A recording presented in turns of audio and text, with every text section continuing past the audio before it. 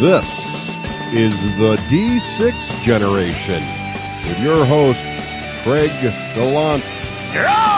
If you're getting any compensation, it's not charity. Russ Wakeland. You put me on a boat with frickin' dragons attacking me and whatnot? Now we're talking. And Cody and John in the third chair. Tom Brady is a worthless quarterback. Yes. With contribution from Total Fangirl. Vampires do not sparkle. And our loyal listeners. One game is very like another till the D6G reviews it, brother. Welcome to another edition of Rapid Fire, the roundtable discussion of all things gaming, coming in with the speed of the amazing iron horse of yesteryear, pumping steam and howling spirits from its mighty smokestack as it burns the mysterious and enigmatic Ghost Rock. Today's edition is brought to you by Falk from the Daily Fix, who wants to thank all of his readers and supporters. Get your daily dose of tabletop news at http://ttfix.blogspot.com. I'm Geekly McNerdigan, your host today. As always, our panelists are Russ Sherwood Wakeland and special guest hosts all the way from Indianapolis in the luxurious Game On Studios, Cody Dawn of Legends Jones and John Red Sands Richard. Let's begin. Issue number 1. Hindsight, also known as creeping determinism, can be described as the inclination to see events that have already occurred as being more predictable than they were before they took place. Quite often when one speaks of things they did in the past, or for instance, game reviews they did in the past, it becomes clear that whether they seemed good or not at the time, they didn't have the staying power to enter the vaunted gaming collection. Question. What mental disorder is considered to be directly related to the faulty logic of creeping determinism? Rhett's disorder, Russ. Gamus Forgetus. Joubert syndrome, John. Rafe Grangerism. Cognitive disorder, Cody. Galantophobia. Well, that makes you all very witty and wrong. Interestingly enough, and it does make sense when you think about it, the steadfast belief that you knew it all along when the facts suggest otherwise is most closely associated with schizophrenia. It's a little sobering when you think about it. Issue number 2. Savage Worlds is an award-winning universal generic role-playing game and miniature war game written by Shane Lacey Hensley and published by Great White Games, doing business as Pinnacle Entertainment Group. The game emphasizes speed of play and reduced preparation over realism or detail. Question. Savage Worlds was first released in 2003 and was derived from what earlier work of Hensley and Pegg? Weird War Wakeland. I got nothing. Death at the Joust Jones. Savage Worlds, the beta. Ripper's Companion Richard. What Cody said. And that makes you all so sadly and tragically wrong. That would be The Great Rail Wars, of course, itself a simplified derivative of the fantabulous Deadlands game and universe. I would have accepted either Deadlands or given extra credit for The Great Rail Wars, neither of which matter at this moment, unfortunately. Issue number 3. The gateway drug theory, also known as the gateway theory or gateway hypothesis, is the theory that the use of less deleterious drugs may lead to a future risk of using more dangerous hard drugs and or crime. When applied to the concept of gaming, the gateway hypothesis states that if one can interest one's non-gaming friends onto the path of more complex games, then eventually one may be able to bring them to the dark side of hobby games in all its glory. In the end. Question. Following the analogy of drugs to games, what single game would be the tobacco of gateway games? RJ Reynolds Russ. Dominion. JR Cigars John. Stoner Flux? Kinney Brothers Cody. Munchkin edition. Gotta give it to John, which makes the other two wrong. Any given Flux game, of course, because they sort of smell funny, leave a nasty taste in your mouth, and you have to work to build up an interest and a tolerance, and eventually you might decide, hell, if I can take this, I might as well try Twilight Imperium. Issue number 4. The Deadlands background story describes an alternate reality where a band of Native American shamans, led by one Raven, perform an ancient and powerful ritual in an attempt to drive the white men off their land. The ritual rips a hole in the fabric of time and space into an alternate dimension inhabited by a race of evil godlike superbeings called the Reckoners, who now try to influence world events, bringing more and more of the earth under the sway of fear, their source of power, until the environment is sufficiently dark and terrible for the Reckoners themselves to manifest in our world and claim it as their own. Question. The Deadlands game and background have won, so far, 8 awards at what American Gaming Convention? Wild Bill Wakeland. Origins. Jesse James Jones. The Worthless Origin Award. Will Rogers Richard. Gen Con? Oh, and it could have been a clean sweep, but no, that makes you, Richard, wrong. It was Origin, of course. The Academy of Adventure, Gaming, Arts, and Design preferred awards at the Origins Games Fair. 8 awards. Very impressive to everyone except for apparently Jones. That's it for now. Thanks for listening, and good night. This episode of the D6 Generation is brought to you by GameSalute.com. Check out gaming news or find out what the new hotness is on Springboard. GameSalute.com. And by Battle Foam, protecting your army so you don't have to. And the War Store, bringing the war to your door since 1999, and that is for a decade or more. And by Audible. Try the service, get a free book, and support the show. All by visiting audibletrial.com/D6G. And by Geek Nation Tours. Rise up and join the Geek Nation, touring the world at geeknationtours.com. And Wargame Soldiers and Strategy Magazine, making historical wargaming less scary and more fun. Hello! How's it going? Cue the guests. Cue the guests. Cue guest hosts. Hello. And welcome to episode 97 of the D6 Generation. I'm Russ Wakeland. I'm Craig Gallant. I'm Cody Jones. And I'm John, Central Indiana, Richard. Nice. Broadcasting from the center of the universe as of 2 days ago, Indianapolis, Indiana. Thanks for coming to the show there, guys. Well, thanks for having us. Yeah, we're glad to be here. We're very Taking your time. We've always been big fans of Game On because I kind of feel like our little podcasts have grown up together. You guys started almost within months of us, right? Pretty close together. Yeah, Yeah, pretty so. much. It was pretty cool. But we're sad to hear that that it might be getting near the end there of Game On. What's going on? Wait, this is the farewell tour? Say it isn't so. Yeah, we decided that 2012 would be the year we'd sort of hang up the podcasting headphones. What did we say? Spurs. Epaulets. Epaulets. You guys wear Spurs. I was going to say, no wonder they're quitting. Been one of the problems. You don't?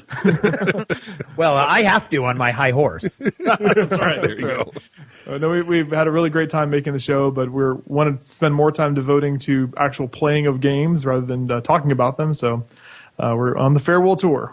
No. Well, thanks. You will be missed. And we hope to see you again.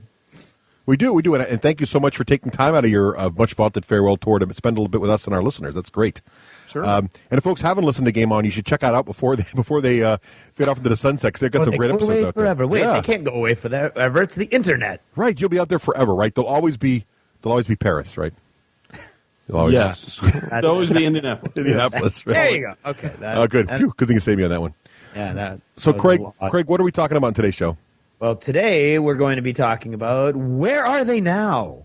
That's right. Your favorite games that used to be popular. Are they doing infomercials? Have they retired to some sort of strange retreat up in the Dakota wilderness? We're going to hunt them down and see what's going on with those reviews from yesteryear. And then, of course, much has been spoken lately about Savage Worlds, so we decided to bring these two Savage Warriors to talk about the latest role-playing craze to hit our local region. Well, that's what we'll be talking about. Cody is the senior member of the GM Academy. Are you not? I'm Mr. the Jones? chancellor, sir. Chancellor, right? Exactly. Ooh. So, longtime fans of Game On would know that his esteemed background. So we thought, how could we not talk about Savage Worlds with your eminence on the show? Ooh. Do we have to call you Your Eminence? Really? I don't know. That's I'm not Catholic. I have to sit in the same room with him while we do this, and if his head gets any bigger, I'm going to have to move into another room. So That's why Russ and I are actually recording from two separate locations. Right. My head's too big and Craig's horse is too high, so it doesn't work out. It's almost impossible to get my horse and his head into the same room. Doesn't work out.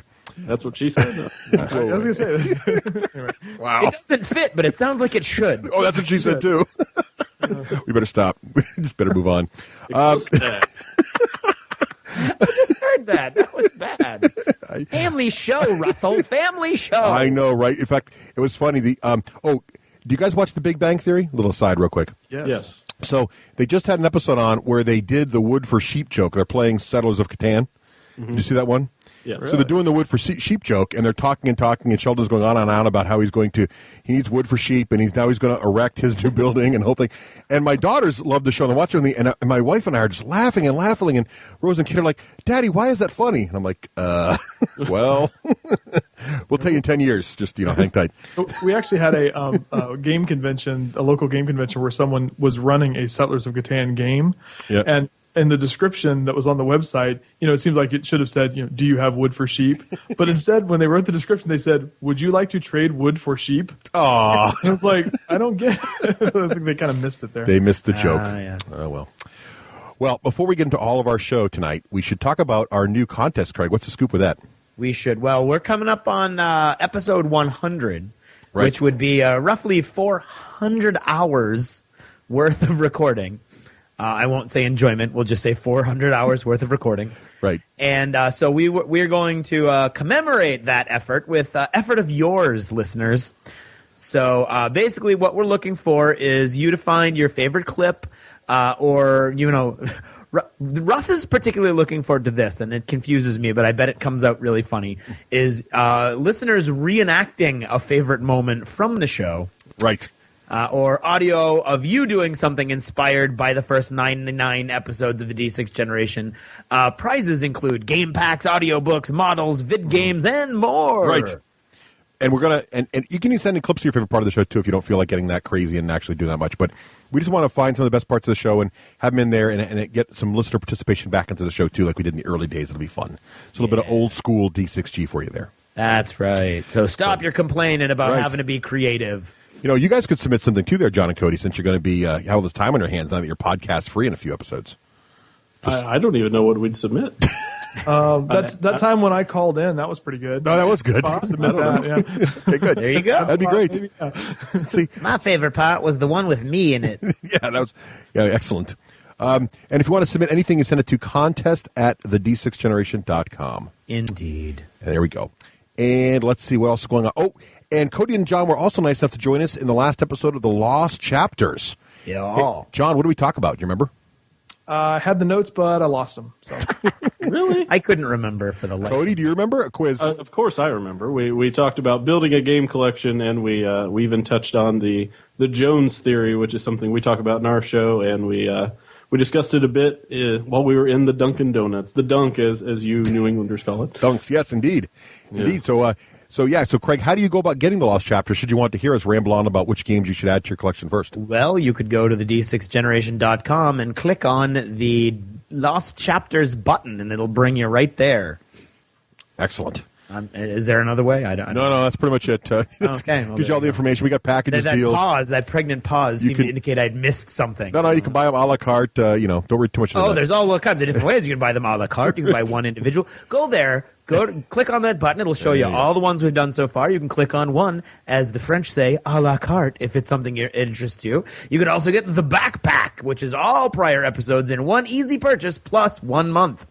That one goes up, right? That one goes up regularly. It does, yes, because the backpack gets bigger and bigger. It gets heavier and heavier. Annual price. So right now you're talking what, $24 and maybe a little more. Something like that. The annual that would be $20 for the next 12 months. So that's a couple episodes for free. Mm-hmm. Then there's the mega pack. The mega pack.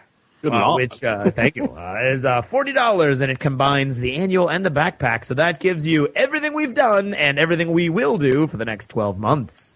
Excellent. No refunds. No refunds. Sadly, no, and not available where it's prohibited by law. That's Wherever right. that is. Which I think is at least 3 states down south. In 2 countries. So anyway, Craig, what's the time now for? Crap. What is it? It's time for your achievements in gaming. Wow. And Achievements in Gaming is brought to us by this week, Jeff Engelstein, who says, "Wait, I have more achievements to talk about. Cody and John can wait. I am sure, as a former third chair, you'll let me go past the 140 character." No, Jeff. No, we won't. So, Cody, what have you been playing recently? Oh, goodness. Well, last night we had one of our Game on Game nights. Oh, sweet. Usually 2 or 3 times a month we gather at a church here on the west side of town. One of the one of the listeners of our show is a pastor there, so we have a kind of primo game space. It's pretty nice. Yeah, it's nice. Very Nice. How big's that getting? How big's your crew getting there now? Is it 2025? That's We had like nice. 15 last, but that was a down night. So yeah, usually about 20, 25. That's a nice size. That's great. Yeah. So if you're in the Indianapolis area, come check us out. You're going to get flooded by all the Super Bowl. Do you get like little Super Bowl peepers now? They all want to come down and see where it's played and check out the town. Have you seen Super that? Bowl what? Peepers. People come and check it out. Sightseers. Is that like leaf peepers? Yeah, we call them leaf peepers up here. I figure there might be Super Bowl peepers down there. I don't know. I know, not really. Okay, just checking. That means something completely different here. Well, first thing, I got a chance to break out. I wanted to play some Battlestar Galactica, but I didn't want to play it with all of the expansions gumming it up. I just wanted to play some good vanilla BSG. All right. There you go. And we did it, and it was fun. It was nice to play. John, you were. It was all right. It was okay for you. It was the sound. Oh, you got an achievement. Hey, There you go. Look at that. There's another one. That's the name of the segment. That's cool. No, yeah, it was very good, and it was one of the few times when Cody actually was a human. The entire not a Cylon at all. Wow. Now, did you enjoy that, Cody, being a good guy the whole time? Yeah, I also enjoyed not airlocking my Cylon. Well, that's one of the more important elements. Yeah, I'm bad at games. We did pick on this. There's like a 15, 16-year-old kid who comes and plays Why are with you us all the telling him time. this? Because pretty much Cody pegged him as a Cylon from the very beginning. Oh. Pretty much tormented him the entire game, but he did apologize at the end. Yeah, he may or may not have spent more than half the game in the brig. I'm not going to. Neither confirm nor deny. Right. That doesn't make for a very fun game. No. But so we'll move on. Okay, we'll move on. sorry, go ahead. I also played the Game of Thrones, the new second edition. Yes. Oh, How'd you nice. like it? It was I believe it was everyone's first time playing it that we played with. Mm-hmm. None of us had played the first edition. Okay. I liked it all right. It was, I really liked the book series, and I found it seemed like a mix of diplomacy and an older Fantasy Flight game called Warrior Knights. I've heard that, yep. It kind of just mushed these together, and I liked it. My only complaint is that I think you really have to have 5 or 6 for it. No, I think it says 3 to 6, but I can't imagine playing it with 3. No, Mo is better. Mo better in that game. Yeah. Yeah, so 5 or that'd be my only complaint. It really captured the theme of the books with all of the backstabbing and everything, and I just barely lost. So sad face for House Baratheon. Hey, these things happen. Who won? Which house? It was the Dirty Greyjoys. Dirty Grey. The Filthy. dead can never die, apparently. Filthy Greyjoys. When you That play was the the Game of Starks Thrones, you and win or you Starks die. and- Oh, Stark? How'd the Starks do? I was the Starks, and we did about as well as we. Starks is hard to play in that game, I think. They're hard to do well with winter coming and all, Right, and they're dealing with the wall, and everybody's ignoring them. It's a I tough kept road to telling hoe. them about it. Winter, it's coming. It is. They didn't listen to me. Right? Let's see. Another game I got to try for the first time was the Penny Arcade card game, which is basically the new deck building game from Penny Arcade. What'd you think of that? It's okay. I'm kind of neutral on deck builders. I don't love them. I don't hate them. I've been a fan of Penny Arcade for many, many, many years. And I thought for a deck builder, it was fine. It was very much on the entry level side of it. It didn't really introduce anything kind of groundbreaking, but it was fun enough.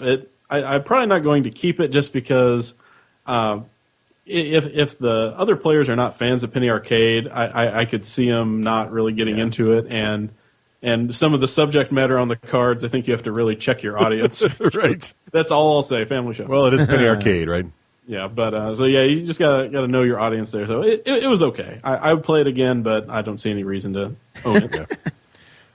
Moving on, one of my favorite games that I have all painted and I have kind of like deluxe components for, and I've really kind of spent some time and money tricking it out, is Mansions of Madness. One of my favorite games. It gets a bad rap a lot of the time, but it's the game I wanted Arkham Horror to be. I'm not wild on co-op, and I'm not wild on 6-hour co-op, so Arkham is really not my cup of tea.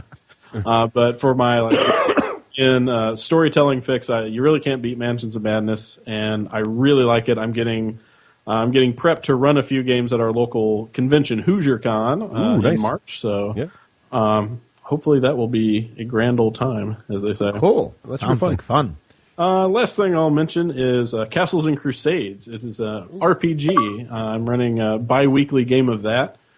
Castles and Crusades, it's a It's made by a small company called Troll Lord Games. I think they're based out of Arkansas, which who knew anyone roleplayed in Arkansas? I think they're the only ones. But it has a very first edition D&D feel with more of like the third edition kind of D20 system rule set.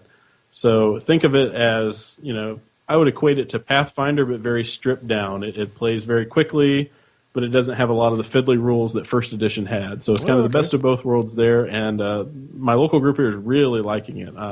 Cool. I didn't think it would go over well, but it's a hit so far, so we'll see how far it takes us. But I like it because it has that early edition feel, and you can use a lot of the old source books with minimal tweaking. So Castles and Crusades, check it out if you like the old school stuff. Now, Cody, how many RPGs do you run at a time?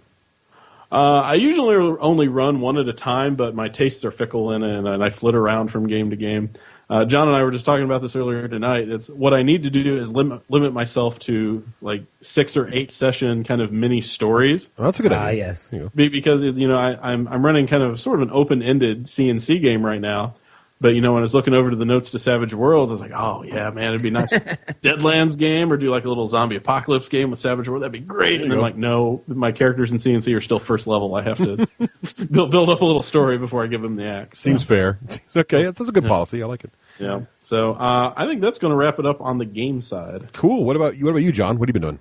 Well, a lot of the stuff that Cody mentioned, I've played with him. So Battlestar Galactica and Game of Thrones. But also at our game on game night, I got a chance to play a new sort of Euro-style game that has dice rolling in it called Castles of Burgundy. Oh. Designed by Stefan Feld and came out at Essen this past year. The German name for it is Die Burgen von Burgund. Nice. Also, something like that. And then, it came out as the Castles of Burgundy, and it's really cool. It's got a dice rolling mechanic to it, but it's very different from like a Kingsburg or an Alien Frontiers. You're rolling your dice in order to get certain actions, and the main idea is that you have all of these tiles that are in a center board, and you're trying to pull those tiles onto your own personal board, which is like a map, and then put those tiles onto your map in certain configurations, and you're scoring victory points. It's a victory point game based upon how many of a particular kind of tile you have. The very loosely pasted on theme is that you're trying to build up your estate or something, so you have to build farms and buildings and castles and things like that. But who cares? It could be anything that it could be aliens or whatever. But there's lots of different ways to get points, and there's lots of sort of paths to victory. And I think it's a really great game for 2 to 4 players, which is what it's designed for. But it's even best, I think, for 2 players. So I played this with my wife, and she played one round of it. I said, there's 5 sort of rounds in the game, and I said, why don't I just set one up so you can just see how it plays, so I know whether I want to keep this game and buy it or send it back to Myriad. It's a game share game, and so we played through one round, and it was pretty much like being at the bar and set me up again, barkeep. She's like, set up another round, and so we played this round. She's like, set up another round, and we ended up playing the entire game. And so she really enjoyed it. So I think it really has a good, really cool mechanics to it. And as far as a Euro style game with dice, it's really a lot of fun. Nice. Very nice. Another thing that I've done as far as board games has been kind of a light couple of weeks with all the Super Bowl stuff that's been going on. I've been volunteering for like a week, so I haven't had achievement for that. There you go. Thanks. But I ordered the new version of the game War of the Ring, the second edition that just came out recently from Ares Games, and I haven't played it yet, but I did take everything out of the box. Ooh, did you organize it in a little plano and make it all neat and pretty? No, I don't. I'm not as much of a plano person as I probably should be. So how do you organize? Do you put them in baggies, or what do you do? No. It's kind of in the box. You tell me you opened it up and you did no organizing? I'm going insane here. I have enough plano boxes for the 2 of us, and probably Well, this one's going to require a little bit of that because there's so many different kinds of factions, and there's a bunch of shadow player factions, a bunch of free people's factions, and they're all the miniatures look different, but there's really nothing to distinguish what they are, except you have to look real hard at the miniature and say, well, there's a horse on that shield, so it must be from Rohan. There's a tree on it. And so it's a little bit hard to keep. But, there's mostly plastic miniatures and just a few cardboard tokens. But I mainly wanted to see the board because they redesigned the board, and it's much more colorful. They've added some additional tracks, and they made all the cards in the game a lot bigger. And they even sell along with the game a tin with sleeves that come with it that fit that specific size of card. Mm-hmm. And so I sleeved all the cards and put them in there. So I'm really excited to get that to the table. I'm sure Cody and I will get that to the table sometime soon. But sounds fun. It was actually the very first. I think I may have mentioned this in the Lost Chapter. This is like the very first big, heavy hobby style game that I bought when I bought the first edition back many years ago. So I have since traded it, and so I was happy to get the new edition back. So nostalgia, isn't that wonderful? Very nice. That's it. Cool. Craig, what about you, man? What about me? Well, our Deadlands story arc, our little mini story arc, ended last week, and that was a lot of fun. Mm-hmm. So we went and killed a bunch of demons and took out a bunch of religious zealots and things like that. So that was fun. And I finally actually played Eclipse at TempleCon. What'd you think? And I enjoyed it a lot. 4X games aren't really my thing, but I had a really good time, probably in no small part because of the group that I was playing with. And I would definitely play again, and I would much prefer playing that to Civ, the board game. Okay. Just because of the theme. Yeah. Then I played Dungeon Run again, which I had a good time, and I almost won, and then I got pummeled by somebody's wife. That'd be Nicole. She kicked butt. It would be. And then Firestorm Armada was our big flash mob game that we played at more of a flash small gathering. Yes, game, a flash gathering. Well, we didn't really promote it a lot. We basically given an episode and a half of promotion before. Yeah. And we didn't even promote it then. We were just like, we won't tell you what we're playing. We're not sure what we were thinking, really. It was primarily my idea, and I'm willing to admit that it was a bad one. Well, we brought a lot of prizes to this thing, and we had maybe, 15 people show up. So I'm giving away prizes just giving them out to everybody. Water. He's giving away prizes water. A couple of guys are tweeting. They're like, Russ Wakeland's at TempleCon just giving away prizes like candy. You got to come over here. So I don't know if that helped or not, but it was fun. The people that showed up were great sports, and and they really enjoyed it. Yeah. And I think there was a lot of interest in the game. I know a couple guys locally went to the War Store the very next day, which of course the War Store was kind enough to help us out with space, and it was right next to their booth. Mm-hmm. And so the next day, I know of at least 2 local guys who went in and picked up fleets. So nice, good. So apparently we didn't totally fail at interesting people, even though we did totally fail on the publicity front. Well, the people that saw it were real impressed. I think your table there, Craig, is always awesome looking, and the models were great. Thanks also to the D6G Sherpa Jeremy for lending us one of his painted fleets there to round out the set of 4. And to help us out there with all the organization. Once again, you can always count on, everyone should have their Sherpa. Right. But you can't have ours. He's ours. You can't have No, you can't have ours. Absolutely not. Right. And then we played. Jeremy. I miss Jeremy. Jeremy, if you're listening, how's it going? There you go. A little shout out from Indy. He'll be at TempleCon. He'll be at Gen Con this year, I think. He'll be at Gen Con. Yeah, say hi to him again. Oh, good. You'll get your little Jeremy fix. It'll be okay. Right. And he'll carry stuff for you and whatever else you need. This is becoming awkward. Okay, please move on. Okay. And then Nicole, actually, while we were wrapping up our Firestorm Armada event, a bunch of our friends started a Battlestar Galactica game, and it was getting late, and the Wakelands and I separately all had to drive home that night, which is about a 2-hour drive.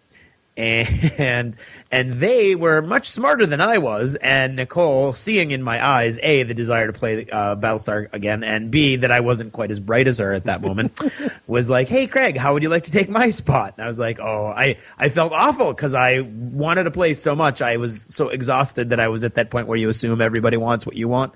And I was like, no, I can't take that away. I can't take it away from you, Nicole. You've got to be playing. And she's like, no, it's like 10:30 at night. She's like, and look, I've got the wrong Starbucks. See, it's the girl. She's got the Starbucks from 1970 in her other one. She's like, look, it's the wrong Starbucks, Craig. Here, have her.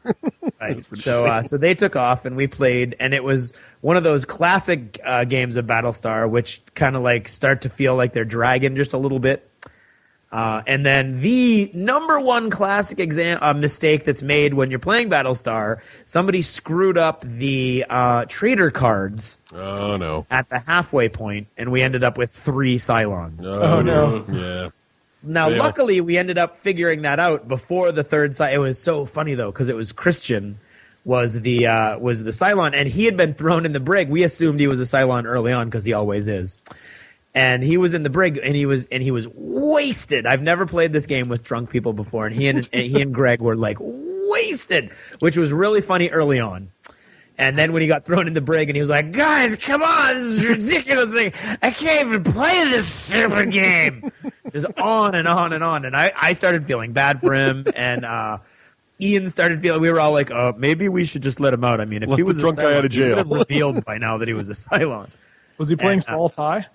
No. Interestingly enough, one of the other sober people at the table was playing Salt High. It's funny, the 15-year-old kid that we brigged, he was completely wasted too. So, small world, right? At the church. Yeah, at the church.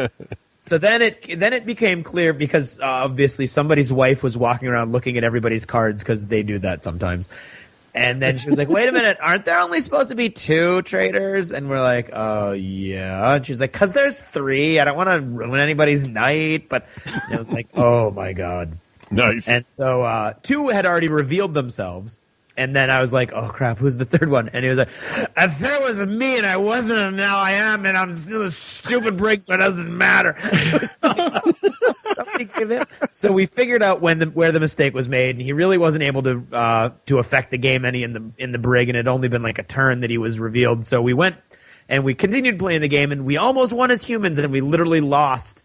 Like there was one thing to we were going to jump. You know how you have to resolve the Cylons moving, and then you get to jump. Mm-hmm. So we resolved the Cylons moving, and they killed one civilian transport. We had 1 population left, and it killed a population. Oh, so it was literally we had the card in our hands that was about to win us the game, and we lost. So it was a great game. It was hugely fun with the inebriation involved.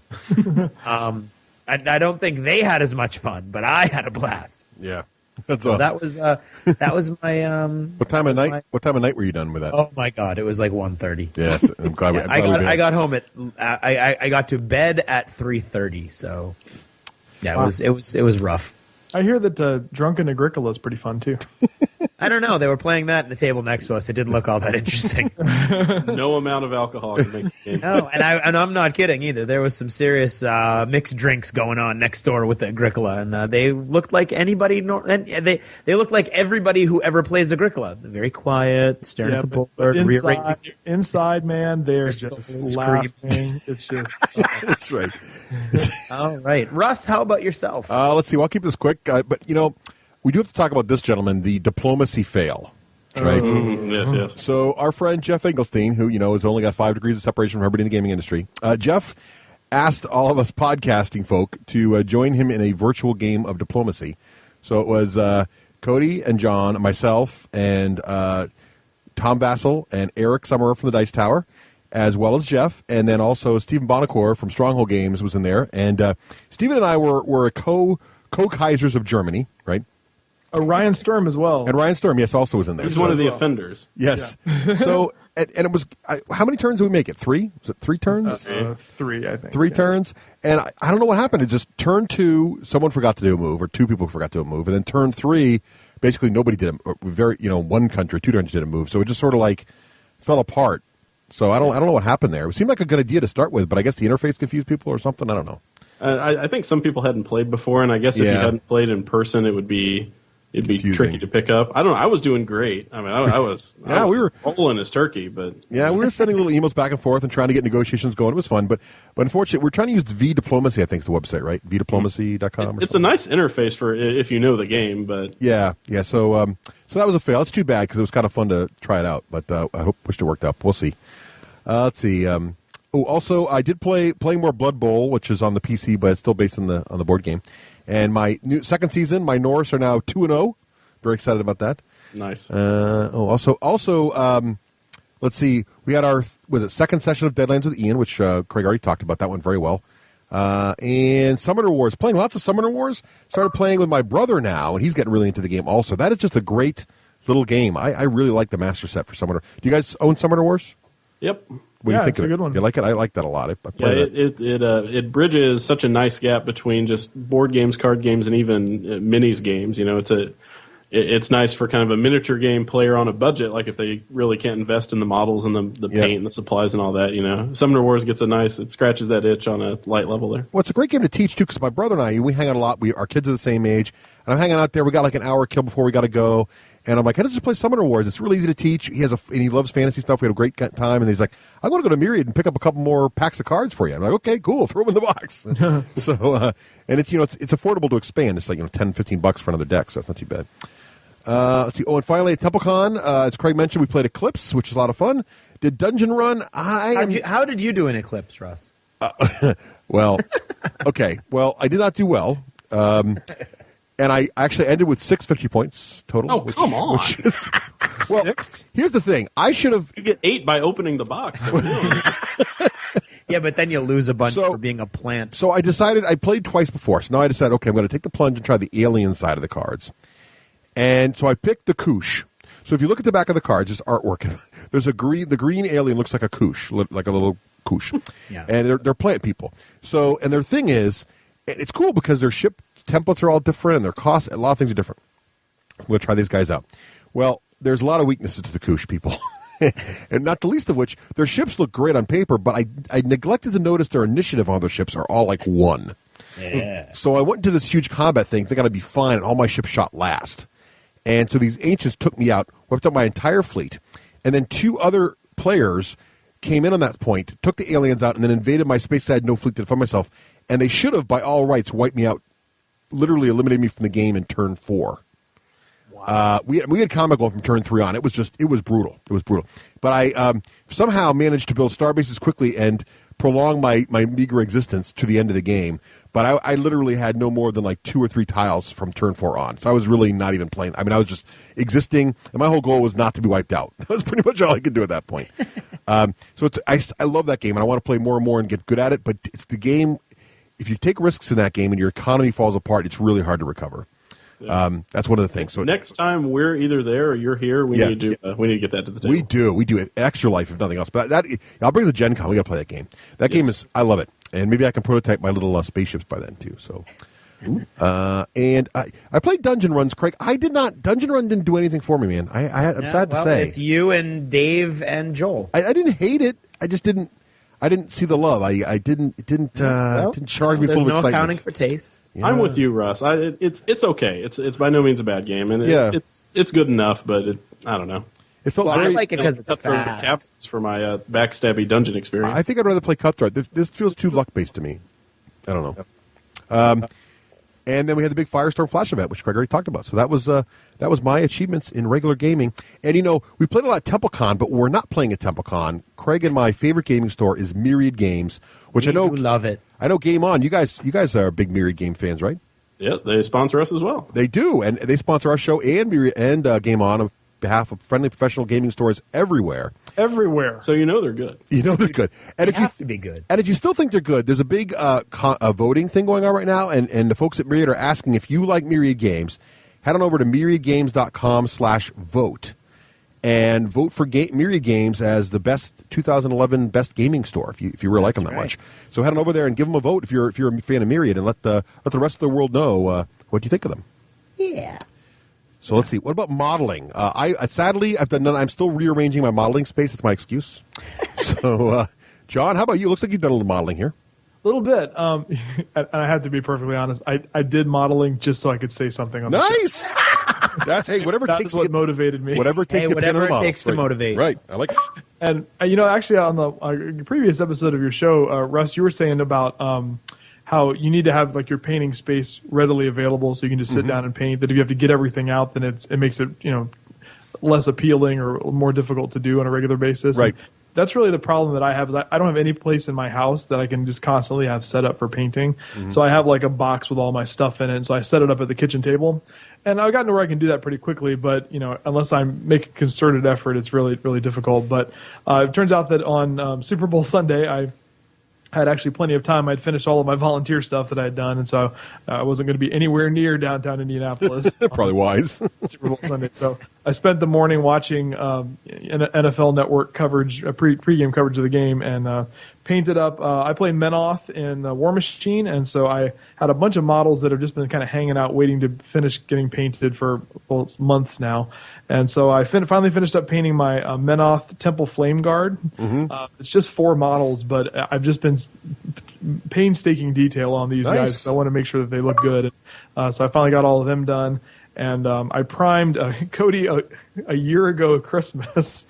Bought me the Avatar of Menoth Heavy Warjack for Christmas, and I just have now gotten around to priming it. Oh, hey, all right. Nice. Hey, you got to start somewhere. Welcome to miniature gaming. Welcome to miniature gaming, where the unprimed models sort of fill up the basement. Right. And so I had that one, and I also I bought a little mercenary model to add to my Menoth army, Rupert Carvalho, the Piper of Ord. And he's a very cool little model, and so I'm going to try to get him painted as well. So I didn't get him. I got both of them primed. Nice. But, hope to get them painted sometime in the next couple of weeks. Well done. Cody? Modeling for me. I'm a big K-Door player when it comes to War Machine. Nice. And, I have the gun carriage, the big battle engine. Ooh, yeah, that's a cool model. Like any good War Machine player, I gave it to someone else and paid them to assemble and paint it because I hate modeling paintings. There you go. How does it look? Are you happy with how it came out? The pictures I've seen so far look great. Nice. I happen to have a very talented friend who really likes doing it. So win-win. There you go. Win. Nice. You're in the right. You're in the right mini game though. If you don't like painting, because I got to tell you, when the big giant room where the mini games were, the 40K fantasy side, and say what you like about the games. I'm not commenting on the games. Just the look of the table. You've got like all kinds of converted armies. Everything was painted. It looked really cool to watch. And then on the other side, it was like the Metal and Prime side. Yep. And I don't think they meant that when they named their rulebook Prime Mark II. I'm not sure that's what they were going for. Oh, zing! Yeah, but Zing! I gotcha. It's kind of nice because not really a modeling achievement, but we're kind of coming out of our hibernation and we're going to start a regular War Machine game night. Nice. Here in the gaming capital of the world. So looking forward to that. Yeah, and we have a kind of rewarding. What's that? That can be very rewarding. Continue. What you were saying. Definitely, and we have sort of a standing rule that, and I don't think it's a tournament rule or anything, but that we want to make sure that all the models are painted. So Cody and I refuse to play with models that aren't painted.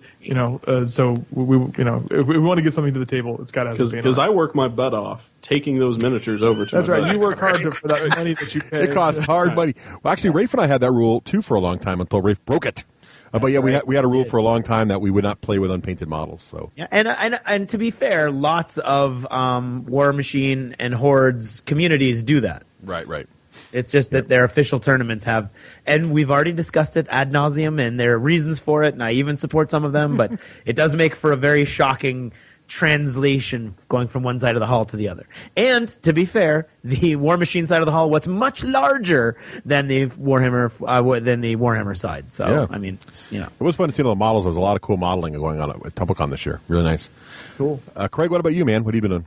For our Warhammer Fantasy Escalation League, which I was too ill to try to take advantage of the Phase 2 last night, I finished my Phase 2 army, which required 5 Marauder Horsemen, 25 Marauders, 15 Chosen with Halberds, and did all their bases and then the carrying trays for each unit that I'd make custom.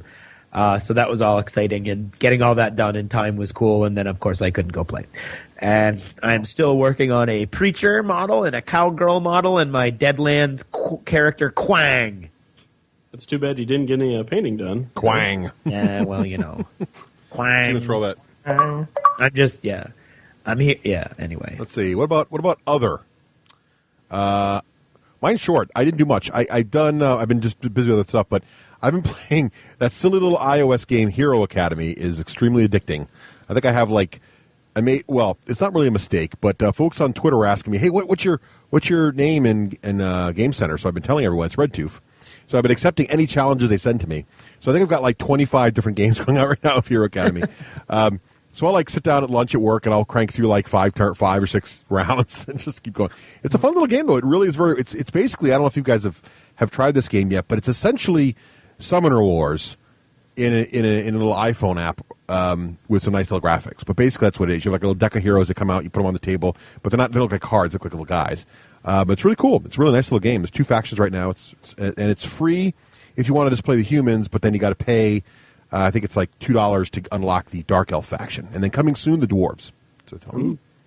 And I think I mentioned this a while ago, I did finish reading The Hunger Games, and I'm waiting for my next Audible credit. I got to get another book. The only problem with The Hunger Games is it's kind of short. So I need a meteor book. Well, it's that young adult shortness. Yeah, right. What'd you think? I enjoyed it. I mean, I could see why it's appealing. I liked it a lot. I didn't like, it wasn't like, oh my God, this is the best book ever. But I enjoyed it. It was a fun read. What'd you think of it, Cody? I really liked the first one, and I kind of wish it just would have stopped at the first one. It should have. I've not read the second or third, so I don't know. I've only read the first. Yeah. So my wife and I go back and forth on this because she's a children's librarian, so she deals with a lot of the young adult stuff. And I don't know. It's like the second book was okay, and the third book I thought they tried to stuff too much into it and wrap it up. So. Well, it also went all Twilight in the third book too, where it was like Team PETA and Team Gale and who's she going to choose and all that stuff. Well, when your protagonist spends half of the book in a hospital bed. Right, that's true too. Yeah. Sorry, okay. Spoiler alert. But so I agree. I loved the first book, and the second book was good. And then the third book was really disappointing. Yeah. So, Cody, what about you? What about your other?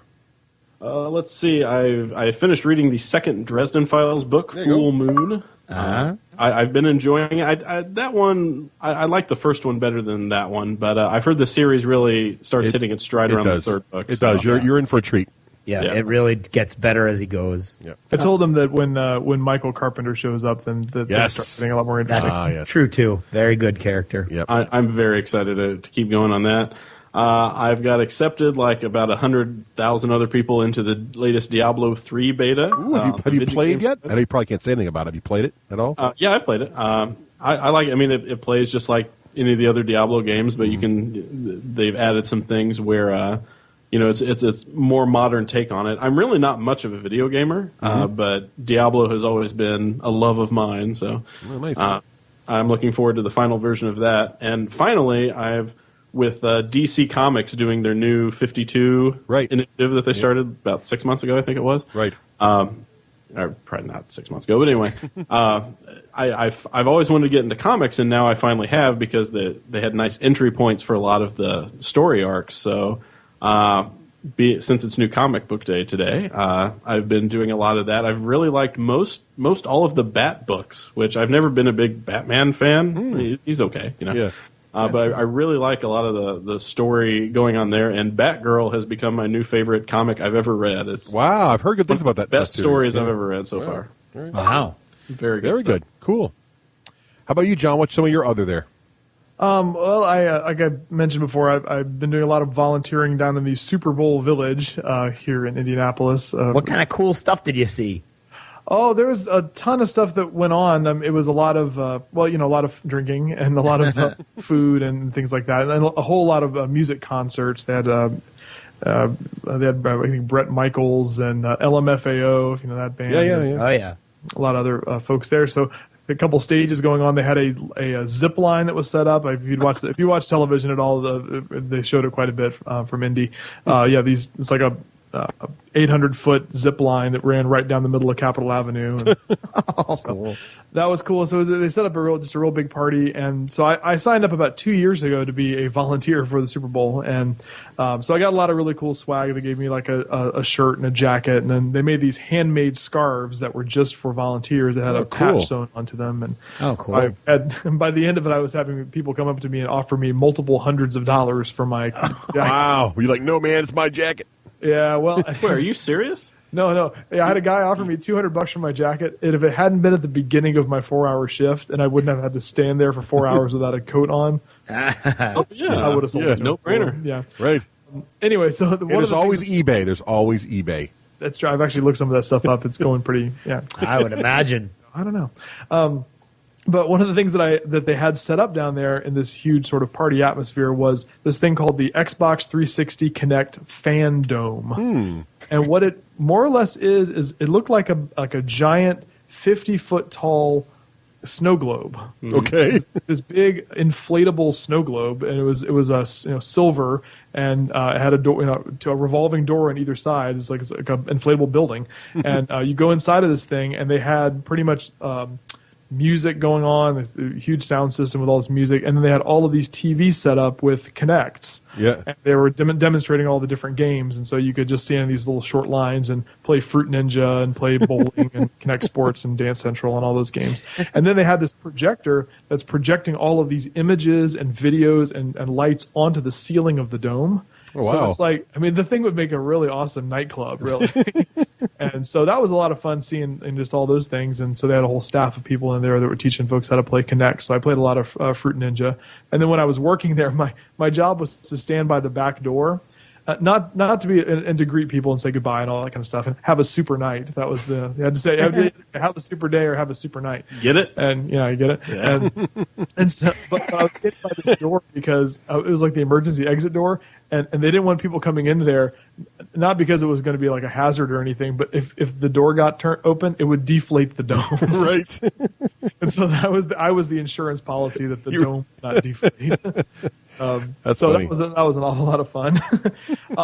I haven't done a whole lot of reading lately. I'm now that I'm all done with the Dresden series, it's like I'm kind of just waiting for that next book to come out, and Right. I have a few other things sort of sitting on my Nook that I need to start reading. I have like the Game of Thrones. Okay, well, I had like the Girl with the Dragon Tattoo. I have that book. I've been wanting to start that series, and then as Cody mentions, he gives me this withering look from across the room here, but it's like I read the first 3 books of the Song of Ice and Fire, and I told Cody how good they were, and then he went and read all 5 books, and now I'm getting the crap for. Yeah, well, Yeah. So it's been really difficult since I do have the Nook. I'm used to the e-reader now, and so I need to either download it for the Nook, or I'm almost considering trying out one of those Audible trials. You should. Do you know how, Craig? Can you tell our friend John how the Audible trial works?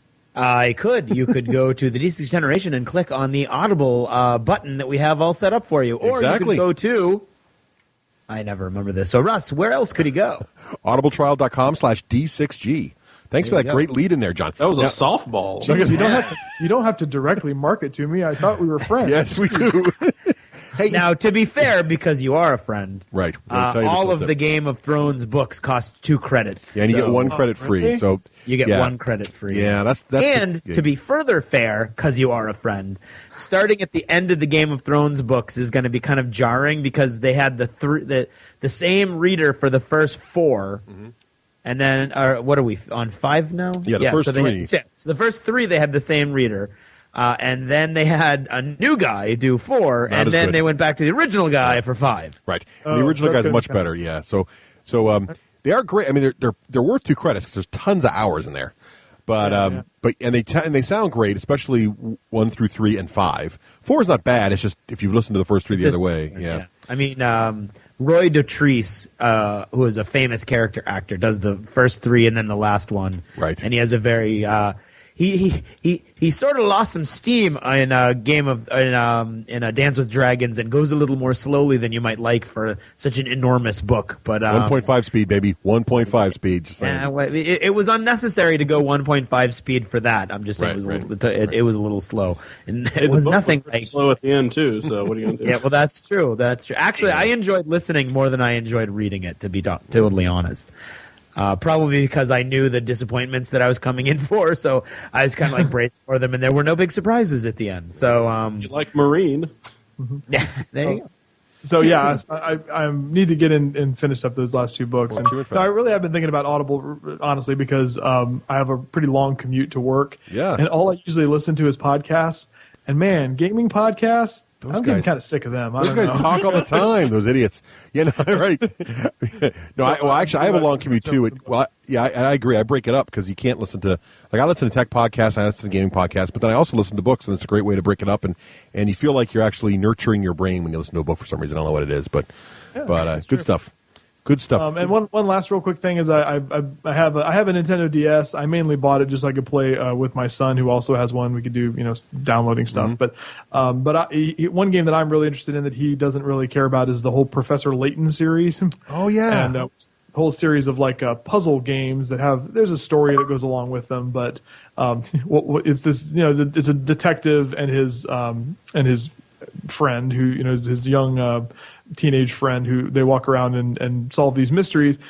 It's always kind of funny though, because it's like they're trying to solve this bigger story, but they meet these people in the street and they talk to the guy, and the guy says, well, what are you doing today? Well, I just happen to be standing here thinking about a puzzle. Would you like to help me with that? And then, you launch into this puzzle. So you're saying the theme is painted on then? A little bit, yeah. There's definitely, I would not want to live in a town where all the people were walking around and had puzzles, all over the place. Right. Very, very disturbing.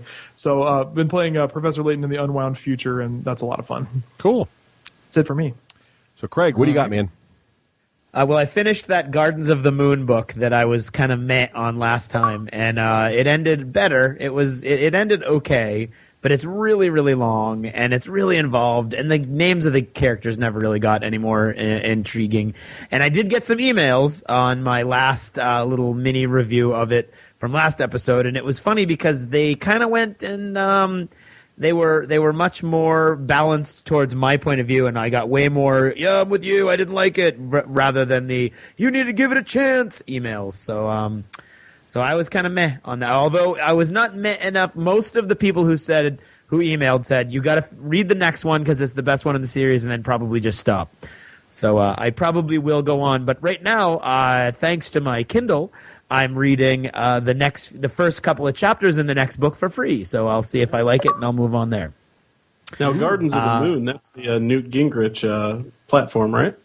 That is indeed, yes. That's a political treatise. Yeah. Wow. I finished. Very nice. I finished the Ganymede Audible book and loved the book. I could tell I would have loved it if I read it. I love the story. I'm still really ridiculously meh on the reader. I swear to God, I don't know how that guy gets to work. I cannot be the only person on the planet who has this reaction towards him. And currently on Audible, I'm listening to Snuff, the latest Terry Pratchett book, and I am loving it, just like I love every Terry Pratchett book that has ever come out. And the few that I have listened to on Audible, because I have most of them, I enjoy actually going back to them over and over again, just reading them.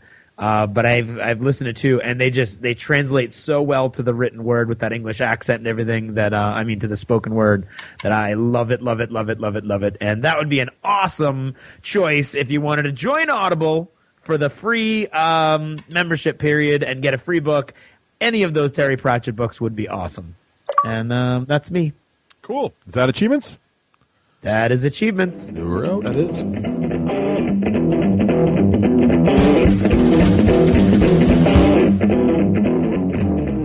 You're listening to the D6 generation. Born to game.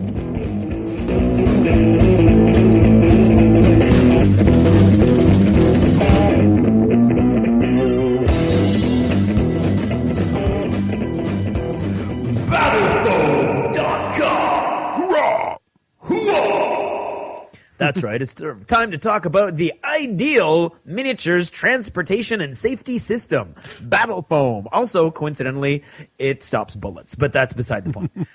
They've got some really new, awesome stuff there for you, War Machine and Hordes players. They have a new X board specifically designed to carry your Privateer Press models, including various variable diameter spaces so that your troll bloods have enough room or your little weedy little human troops have enough room. Right. It's a pretty impressive little tray. Yeah, the first X board is designed to sort of display your army for like photography, and it's got a little terrain built in. This X board's all about carrying your guys quickly from table to table. So they kind of slot in these little things. There's little handles on the side. You carry them around, and because they slot in, you don't have to worry about the models flopping over too much when you're carrying them from spot to spot. So very handy when you're moving from table to table in a big tournament like Adepticon or something. Absolutely. Yeah. Now we should say that the regular X board also has handles, just not really big prominent ones. Right. It's clearly a hybrid X board as opposed to this, which is a very functional X board. Right. Also, all kinds of new foam, right? Like the new Legion of Everblight Throne of Judgment foam trays. That requires a Throne of Judgment. That thing is the biggest battle engine to date. It's huge. The fact they got it in any kind of foam at all is pretty impressive. It's absolutely massive transportation problems with that one. Now, they also have this cool Magna-Rack storage. This stuff this is literally hot off the presses. Go to battlefoam.com for all the details. Magna-Rack. Basically magnets for helping store your guys. But I think this is the coolest thing, Craig. You ready? So you got your one giant battle foam bag, or maybe you got two of I them for a love big this. miniature. I've been waiting for this forever. And you swap them in and out, right? You swap your different foam trays in and out, and before you know it, you got a stack of foam trays in your little gaming room, and they're kind of wobbly and they're falling over. You don't want to knock them over and everything.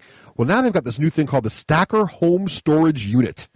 Okay, yep. And this baby sits on your floor, and it's got little slots in it that slide the foam trays right into it. So now you can just sort of slide the baby in, store them, keeps the dust off of them, and then you just mix and match and kind of lock your army into your bag when you're ready to go do battle. How cool is that? Yep, absolutely. That's amazing. It's awesome.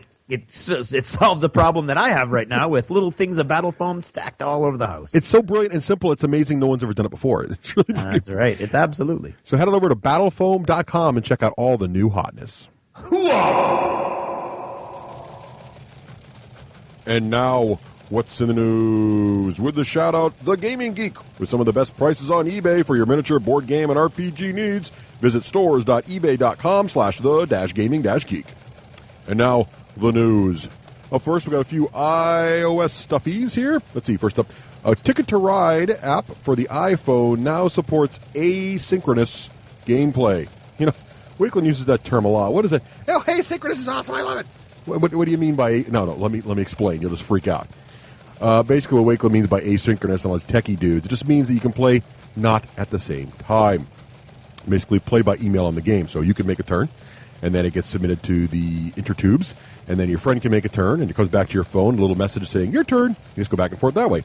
This is what makes everybody excited about Hero Academy. Other games do this as well, and now Ticket to Ride supports it also. Another iOS news, Food Fight, the card game that sort of took Gen Con by storm last year, is now available on iOS. If you've been waiting to try this game out, you can check it out there too. I heard mixed reviews about it, but you might be worth a look if you really enjoy the card game. And we mentioned Hero Academy earlier. Fans of Hero Academy will be happy to know that on February 22nd, just a scant few days away from today, the new faction Dwarves will be available, which looks pretty exciting. Not only do they feature cool ideas such as paladins in the Dwarven Force, there's a lot of area of effect damage with rocket launchers and other crazy dwarf technology. And new maps as well, featuring teleporters. Let's see, back to the world of board games. Fantasy Flight Games has announced that their Star Wars card game, which they showed last fall at Gen Con, will be delayed further. They're stating they want it to be perfect, and they don't feel it is yet. So they're going to wait till later this year instead of the early first quarter release that was initially mentioned. Also from Fantasy Flight Games, there's new faction for Dust Tactics, the Sino-Soviet Union. So if you've wanted to play the Ruskies, now you can in Dust. And those models are pretty cool. Head over to the Fantasy Flight website and check those out. And while you're on the Fantasy Flight website, you might also want to check out the latest FAQ for the Game of Thrones. If you got all excited about the new reprinting of Game of Thrones, there's now an FAQ up there for you to check out as well. And speaking of new factions, did I speak? Yes, I did speak of the Soviets. Now, speaking of new factions in another game, we have the Spartan Games folks over there in the UK have released new faction information for Firestorm Armada. Head on over to their website and check it out. They have a variety, two new factions actually. One is like a coalition and look very anime-inspired, and the other one is another new faction as well with a lot of curvy lines and open holes in the middle of their ships. Kind of worth a look. And while we're in miniature gaming, Privateer Press used the opportunity of TempleCon to make a few big announcements. In addition to a preview video with more details of their upcoming Iron Kingdoms RPG this summer, sort of the reboot, no longer using a licensing system but using their own ground-up mechanics. Looks pretty interesting. You can check that video out on their website or on YouTube. The big deal was they announced Colossals. Now, Colossals have been mentioned in the Iron Kingdoms background material before. They're featured in Hordes and the War Machine books as ancient giant warjacks, basically tall as buildings. However, they were all supposedly no longer made. However, now there are models coming out for these things, and they previewed several concept art, both concept art and actual models on a video. And actually at TempleCon, they also featured the Khador Colossal for people to look at. These things are huge. They come on the same size basis as the battle engines, but they are much, much taller and beefier. Probably about twice as tall as maybe a Khador battle engine. Very impressive models. It's the first time we've ever seen anything coming out of Privateer Press that rivals the scale and scope of a Titan of Warhammer 40,000. So a lot of people are very excited about that. In additionally big news, Privateer Press also announced the War Room app, and this has caused quite a stir in the gaming community because it is indeed an iPhone app that allows you to build your armies, but it does more than that. It has all the faction cards on the device for free. You get the app and all the cards you would need to play any of the starter box armies. But then it's $7 per faction to get all the cards for those factions. Now, what's interesting about this is, in addition to just showing you the cards and letting you build your lists, it'll also allow you to track damage on your cards if you have the physical copies. And if you are playing a game with an opponent, it will sync up with that person, share the event. You can then see his cards in real time as he marks them, and watch his damage, check his stats, check all his rules, even if you haven't bought his faction deck, which is kind of neat. Also, in addition to all that, there's also a built-in game timer. I know Private Press Real likes their chess clocks, so they have that going on. As well as they've also ruled that everything on the War Room app will be official. So they'll be able to release new themed forces and new cards for the various campaigns they run, and they'll all automatically update on your War Room app. The debate is whether or not people want to pay $7 more for their cards, and we'll see if that model actually holds up. But I think Wakeland thinks it's pretty cool. I do. It's awesome. It's a whole new thing. Wakeland thinks it's pretty exciting because it will be finally we have a game company really experimenting with new technology and ways to deliver an enhanced play experience without actually dramatically altering the base core game. Weird Miniatures has announced the return of the Iron Painter competition. Based sort of a spoof on the Iron Chef television show, this is a way you can earn actual cash for being an awesome painter. If you're a painter and think you can handle it, go ahead and check this information out on their website over at weird-games.net. Head over to their forums and just look for Iron Painter. You'll find it right there. The grand prize can win $500, and second place wins cash as well as store credits. You actually have to use a theme ingredient somehow in your painting. I'm not really sure exactly how this is going to work, but it sounds pretty interesting, and if you're a painting fan, you may want to check this out. And that's what's in the news.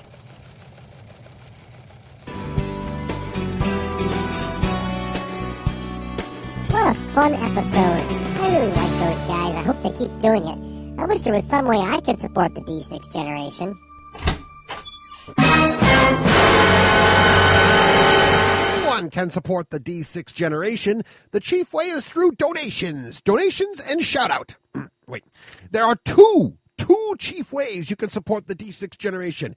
You could donate with the lovely donate button on the website, or purchase a shout-out, or buy a Lost Chapter 3. 3 ways you can support the D6 generation. Donate via the donate button. Go to ebay.the-d6generation.com and bid on one of their shoutouts for the show. Buy a Lost Chapter ebook for only $1. Leave a positive review on iTunes for that. Wait, I'll need to start again. We're going to come right back in, okay? Just do your thing again. Okay. Gee, I wish I could support the D6 generation.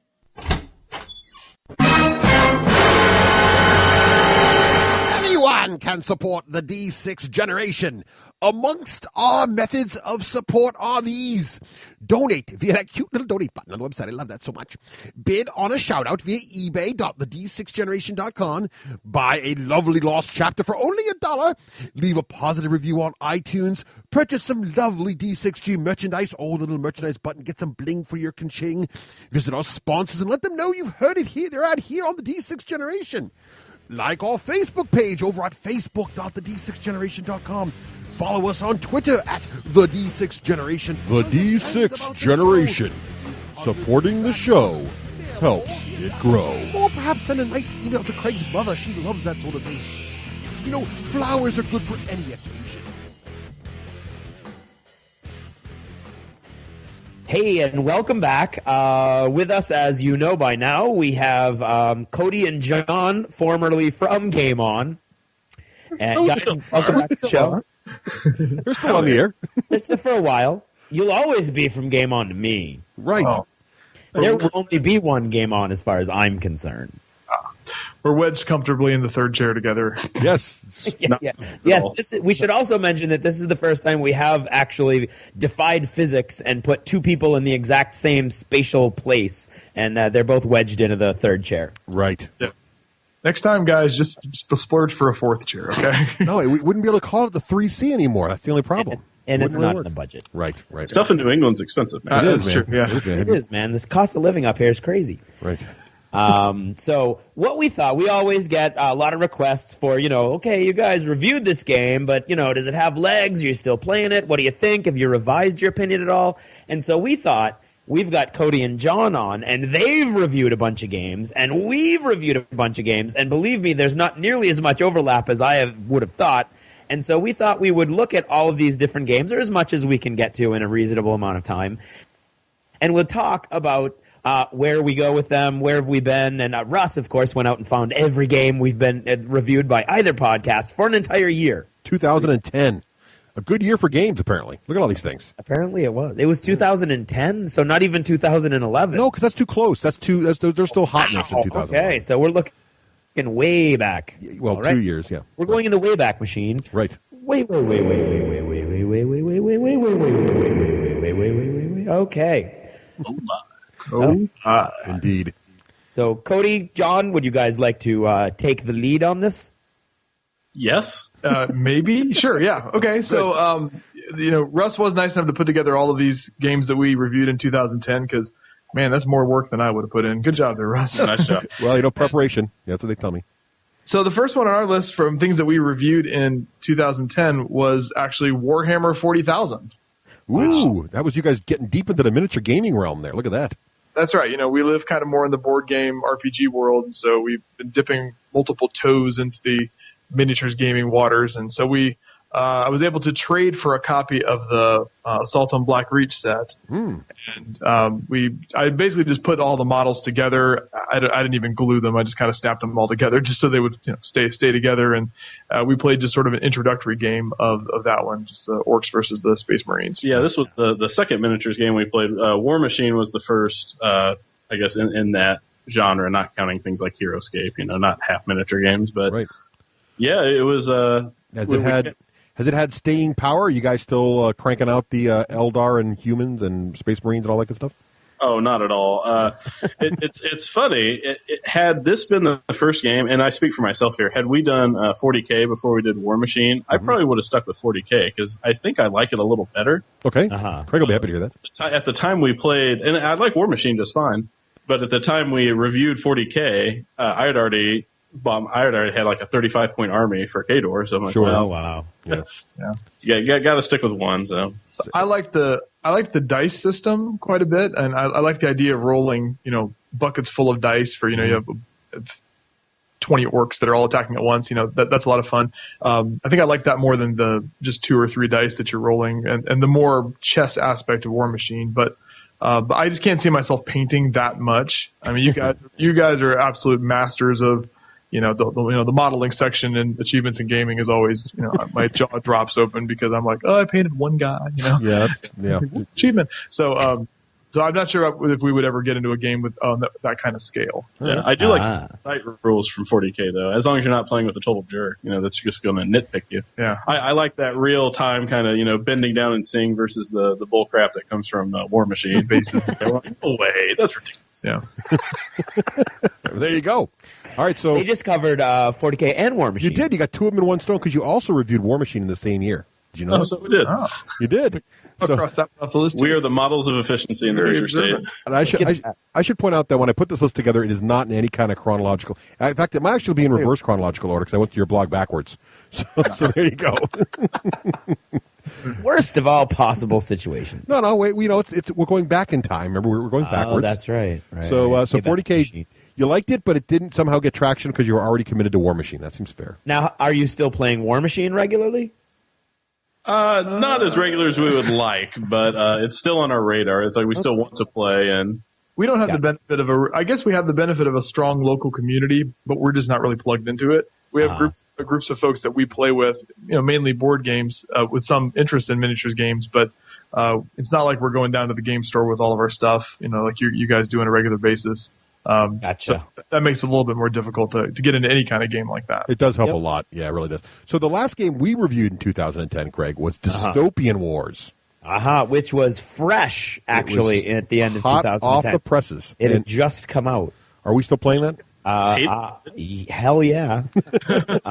I just had a game last week. I did too. Now, you guys, Cody and John, you guys got into Dystopian Wars, right? A little bit. A very little bit, actually. We were wooed by some podcast that gave off a pretty cool review of it and everything. And so we each bought an army and painted it up, just a starter set. And I think I don't think we played it at Extra Life. Craig, Jeremy, and some other folks were nice enough to teach us, but I'm not sure if we've gotten into the table since then. No, we've not. Yeah. It's just hard. It's really hard for the miniatures games to get traction in our particular gaming community. I'm sensing that. Well, let's go to board games then. What was the second to last game you guys reviewed? It was Lords of Vegas from Mayfair Games. Intriguing. Now, I remember you guys were really excited about this game. This was like, you guys were very, very impressed with this thing, if I remember correctly. Yeah, it's interesting because it's almost that perfect blend of Eurogame and Ameritrash, because there's a lot of Eurogame stuff and a lot of planning, a lot of analyzing, but then there's lots of dice rolls, and there's a luck element, and it kind of coined the phrase on our show about the stand-up dice roll, because it seems like at least once per game there's a dice roll. It's so important where everyone at the table is standing up and hooting and hollering and trying to bend the dice to their will. So it's really just a great blend of a bunch of different kinds of games, and we still really like it. Yeah, I think it made both of our top 11s for this past year, and it's just a terrific fun. I actually discovered that game at Extra Life back in 2010 and played it for the first time and had a great time. Played it again at Extra Life in 2011, and it was absolutely the highlight. We had just a total blast playing it. So it's a really, really fun one for anybody who likes luck elements but also likes sort of that Euro planning thing. So it's still real high on our list. Nice. Cool. Yeah, I know Russ, have you played it? I have not, but I know Rafe is all excited about that game. Yeah, he likes Rafe it a lot. loves it. Yeah, but I have not, but it looks cool. And people always seem to be having a great time. You're right. There's always lots of shouting going on, and it looks like it's a lot of fun. It just, the theme doesn't get me, but I should probably try it sometime. Yeah. And it used the term Euro, so I'm all set. Well, if you pronounce it Lords of Vega, then it, Oh, there you go. Yes. It sounds all sci-fi. Sci-fi gambling. I like it. Yeah. sci-fi. Lords of Vegas. Yes, see, there you go. It doesn't do it for me. I got to take that reverb back away. I'm sorry. No, I'm all set. I apologize. But it does. You're absolutely right, though. Where when people are playing it, there's multiple times each evening where they're all standing up and screaming. Right.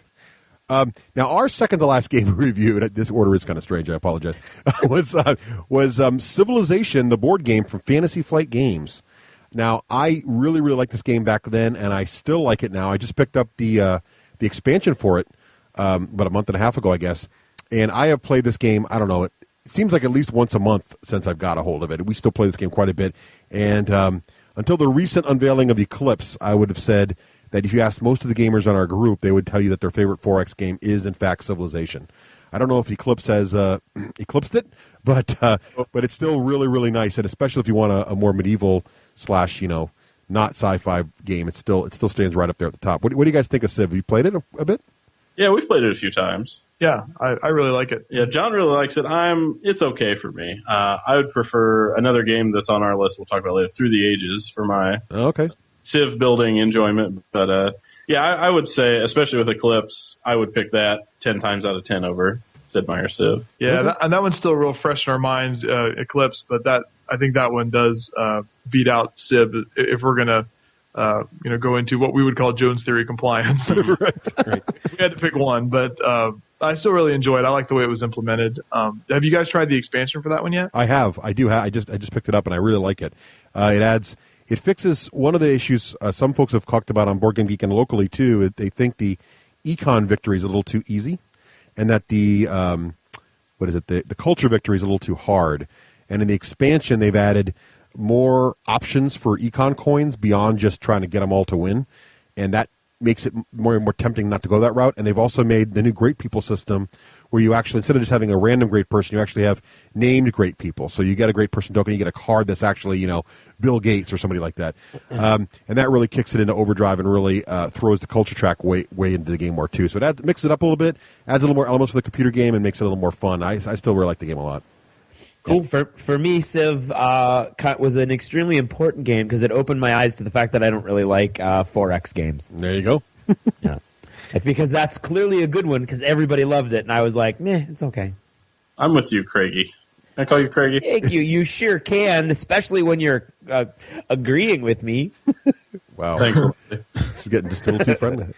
Now, what was the next to third to last? The next one on the list. Just to say the next, Russ. I cringe to think about what was your 23rd to the last. All right, what's next on the list there, boys? It is Castle Ravenloft, the first D&D adventure system game. Yeah. Now, how did you guys? I think you guys were reasonably favorable towards it back then. Yeah, we liked it. We thought it was really good, especially for groups that maybe don't have a regular D&D or an RPG experience and just want a nice dungeon crawler, because I think that fits that bill pretty nice. It didn't have a lot of staying power with me because I'm in a regular D&D group, so I kind of get that itch scratched very often. It's kind of That's a great image. yeah, baby. Okay. John, thoughts? About itch scratching? None whatsoever.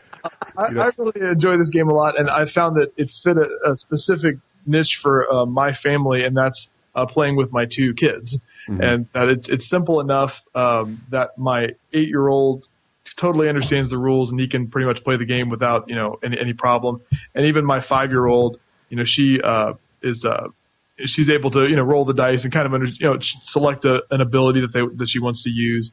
But you can sort of manipulate all the other parts of the game that she can't quite figure out. And since it does have a little bit of the game kind of plays you a little bit, I think that makes it real easy for kids to understand. So. Yeah. In Soviet Russia.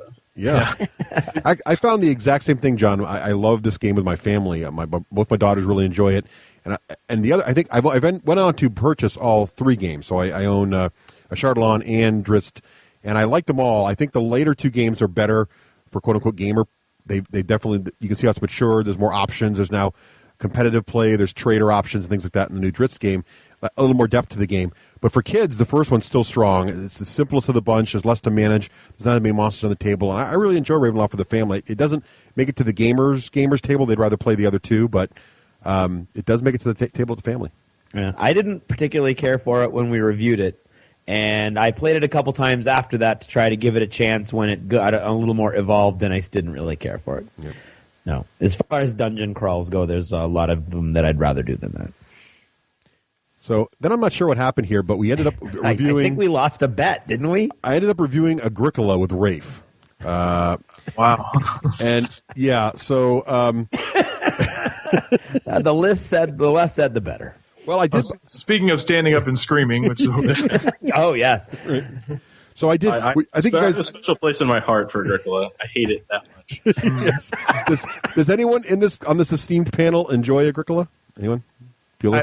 I don't completely dislike it. I used to own the game. I see what it's trying to do, but every time I play it, it's very disappointing as to how much fun it should be, but how much fun it isn't. Yeah, because when I hear farming, I'm like, this is going to be awesome. See, Cody, I think Cody has the same ideas that you do, Craig. Cody is my guy. Right.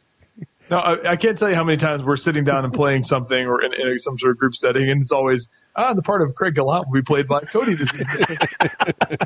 There you go. It's good to be loved. Well, when I hear farming... Easy, old man. Go sorry. I'm feeling my age. Right. Okay, so that was what did we talk about there? I don't remember. Oh yes, so I'm getting old too. That was Agricola. I wanted to forget already. What about?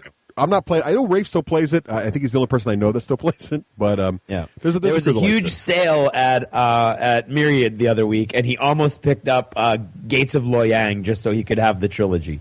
But even he did not pick that up, even on a really great sale. Rough. I mean, I have Le Havre.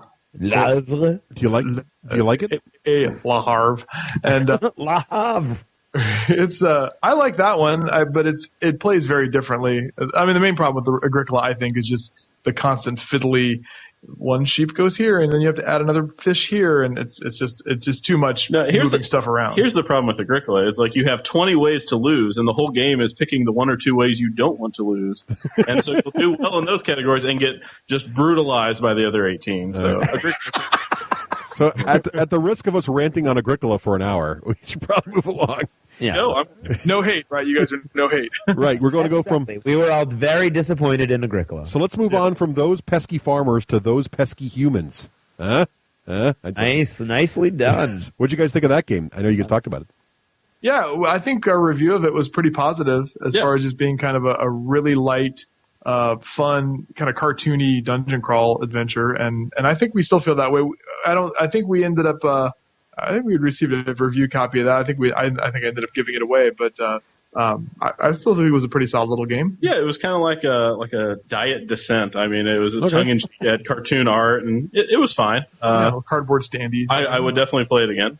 Yeah. Now, do you think it stands up in the age now of so many dungeon crawl options with Dungeon Run and all the various D&D games and the newest version of Descent coming out? Do you think it's different enough to hold up, or is it just one of many now? It depends on what you're looking for, because I mean, a game like Descent, the really big, heavier dungeon crawls, and that's one thing. And then even something like Dungeon Run is lighter, but it's backstabby, and I don't know. This game I thought did fill enough of a different niche that it was, it has some distinction to it. Okay.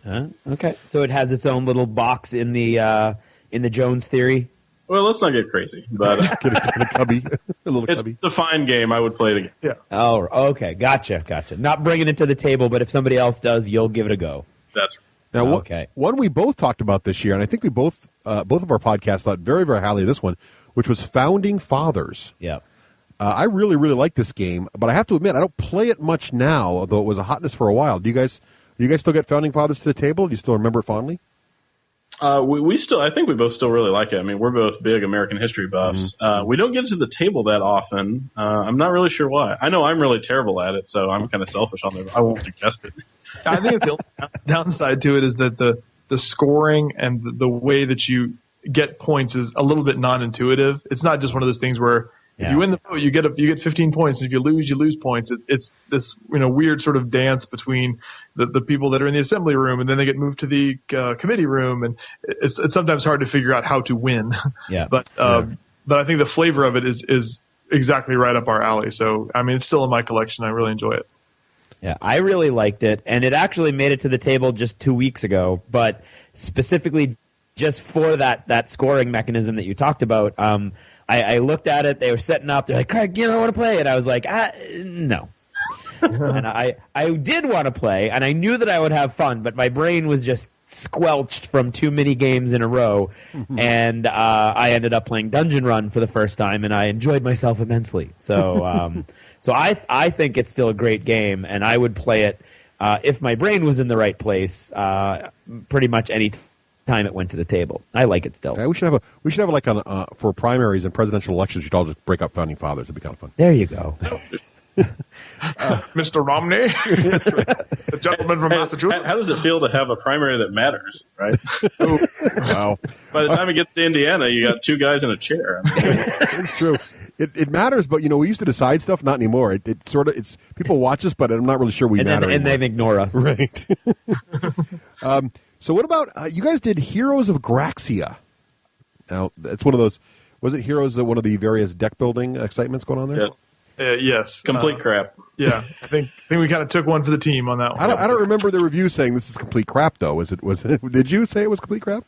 No, I think our review said that it was interesting, but we didn't like all the math. One of the main issues was that you just had to add up a whole bunch of stuff, and you almost needed some kind of little mini calculator or dial thing, like a Fantasy Flight dial thing, to know what to add up all of your combat strength, things like that. Right. I also think that it came out at a time when, there weren't a whole lot of deck building games other than Dominion. And so I think we were kind of chomping at the bit for what's going to be the next deck building game that's not just get victory points. Right. So when this one came out and it had the idea of, you're building up an army and you're attacking people, that's kind of cool.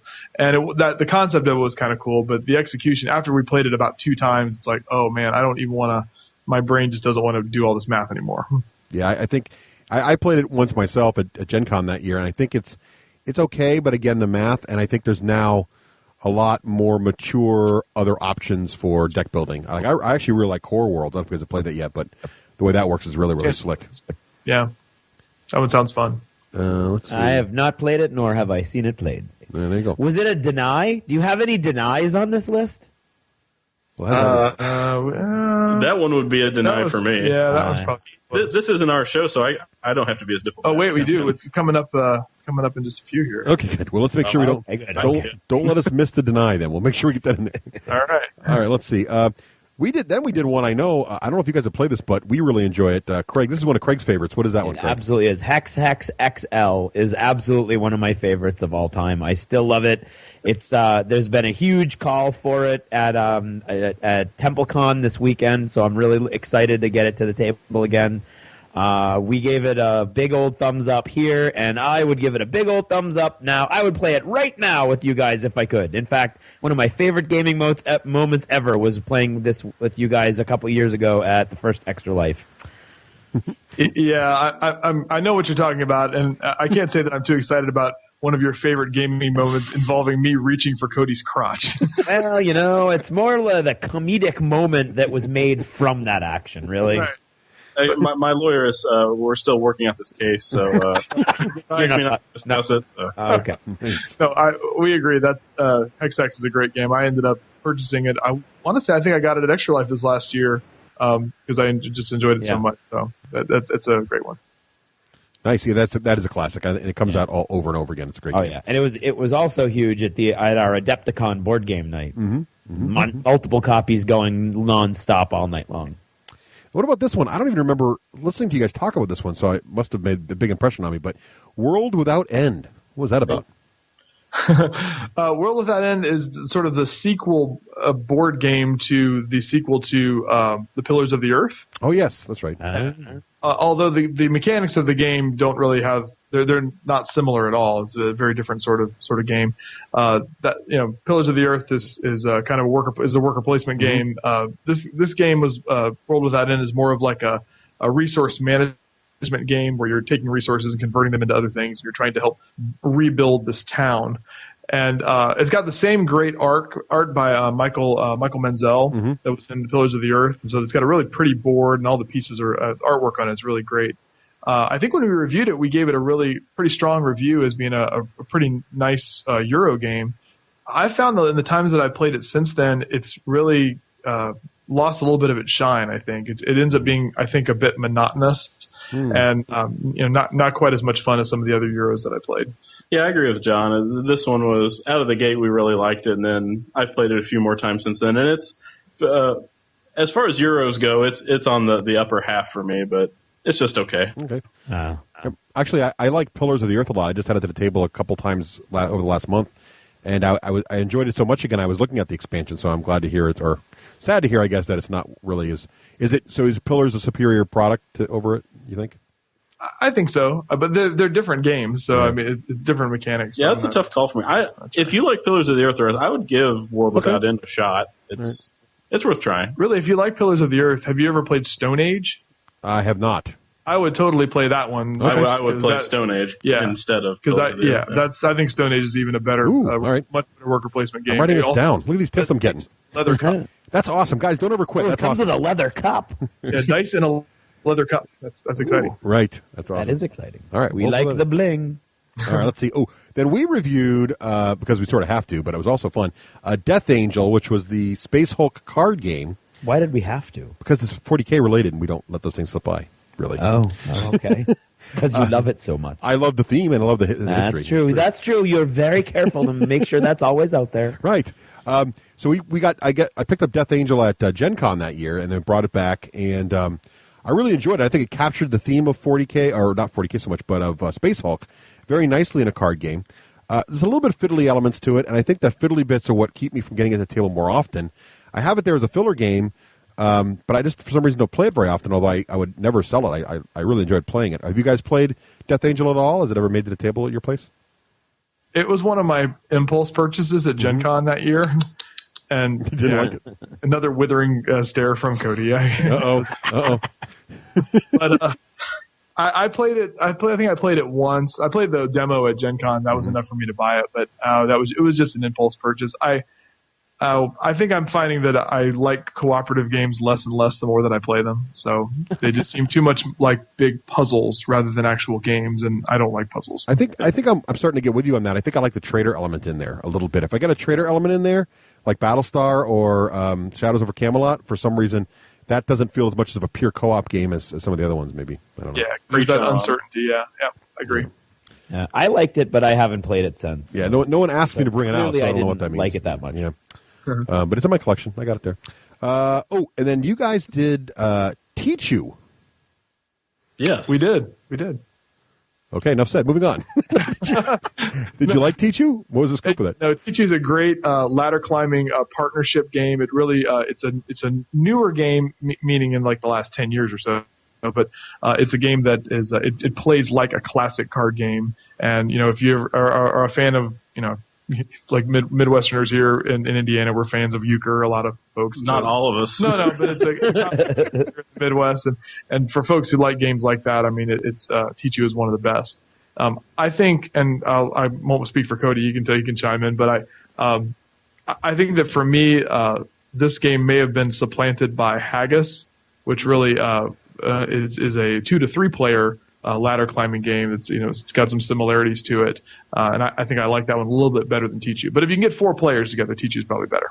Yeah, it's tough to say one supplants the other because Haggis is 2 to 3 and Teach You is 4. I really like this style of game. I really like a game where if I liked euchre, it's why all the people who like euchre like it, because you can play it, but you can have a conversation. You can catch up with people, and you could have little Teach You tournaments if you wanted to. You have a couples night or whatever. But we really liked it as far as it's kind of like a gamery regional card game. If you instead of hearts or spades or euchre, you could play Teach You. Yeah, and you can get I think the game comes with 2 full decks of cards. It's like $10 for the game, and you get 2 full decks in case one wears out. Oh, nice. 2 groups. So backup deck. Good back. So you're still playing it. So that's a good one. So that's hung in there. That's nice to know. Yeah. Let's see. We did. Then we got all excited about this one. We did Battles of Westeros, which was the Battle Lore spin-off based in, of course, George R. R. Martin's universe. And Craig, how do you feel about that game now? We liked it a lot then. I still love it, except that I haven't played it. So, yeah. But I would put it under the category of probably in my top 3 games that I really, really want to play that I just haven't been able to get to the table. Yeah, wow. I painted all the minis. I got the first expansion and started to paint them all up, and then I just something happened. I can't remember what happened, and I had a baby, and then I stopped painting everything, and I stopped playing almost everything, and so I haven't had it to the table since. But I really enjoy it, and there are specific people that I haven't played it with yet, like Joe and Pete, that I would really like to get it to the table to play them, because I think they'd really enjoy it.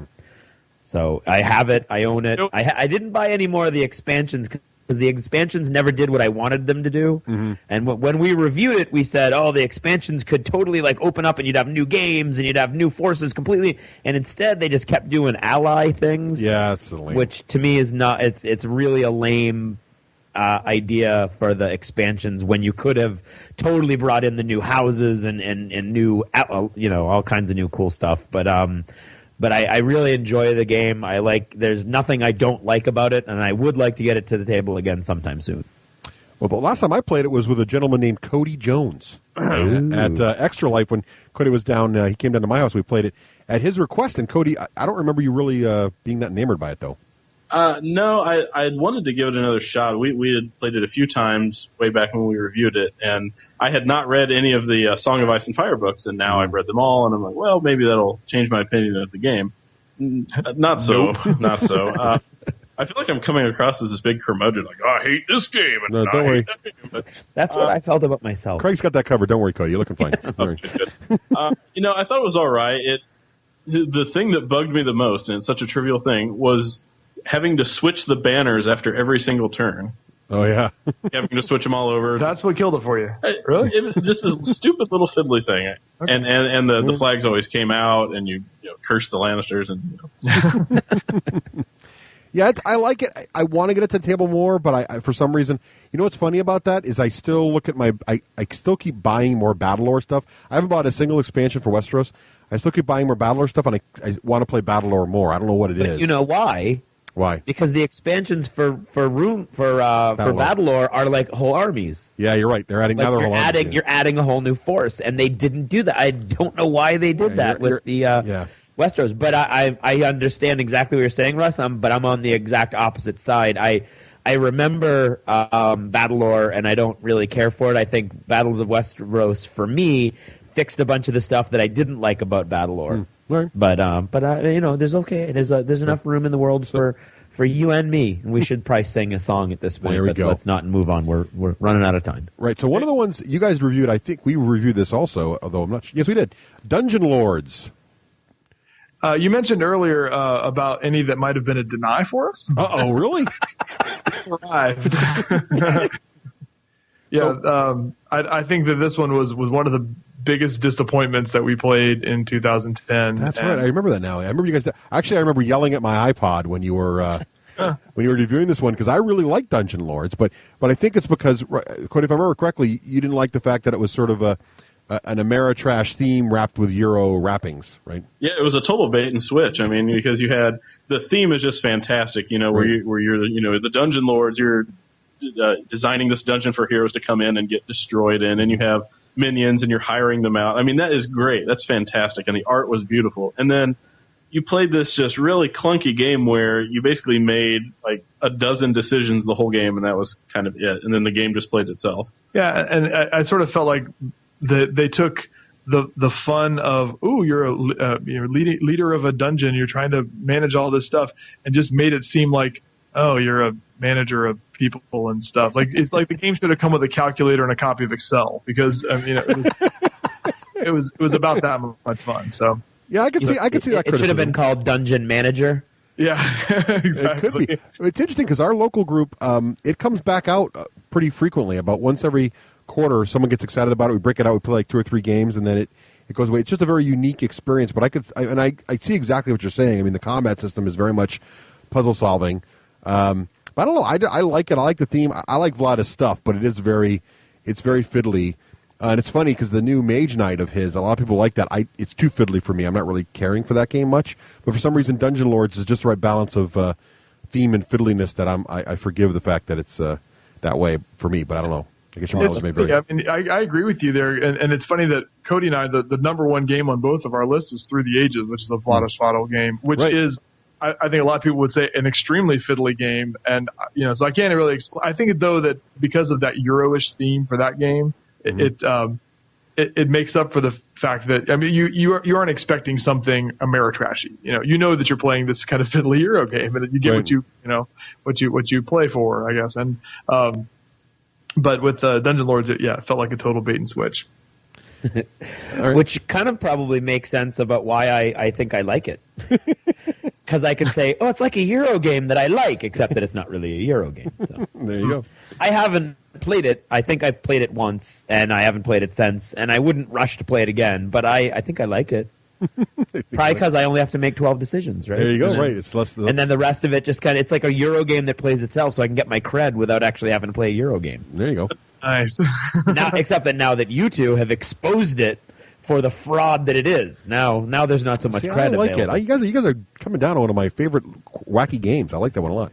That and Galaxy Trucker, good stuff. Good stuff. Okay. All right, or whatever. Okay. All right. What about? Let's see. Then we reviewed Death Watch. Yes. The RPG. Now, Cody, you're a big RPG guy, but you have not ventured into the 40K RPG realm. The only time we did, John, the first RPG John ever ran, he ran kind of a mini campaign of Rogue Trader. Mm-hmm.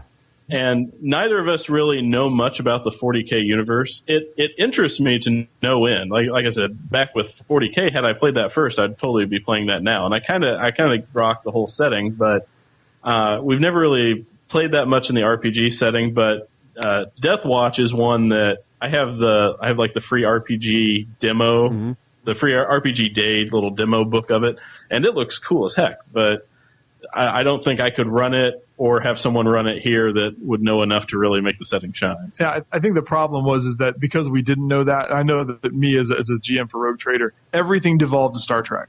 Uh-huh. I didn't know the names of anything, so it's just like, they're asking me like, do we have like sensors on the ship?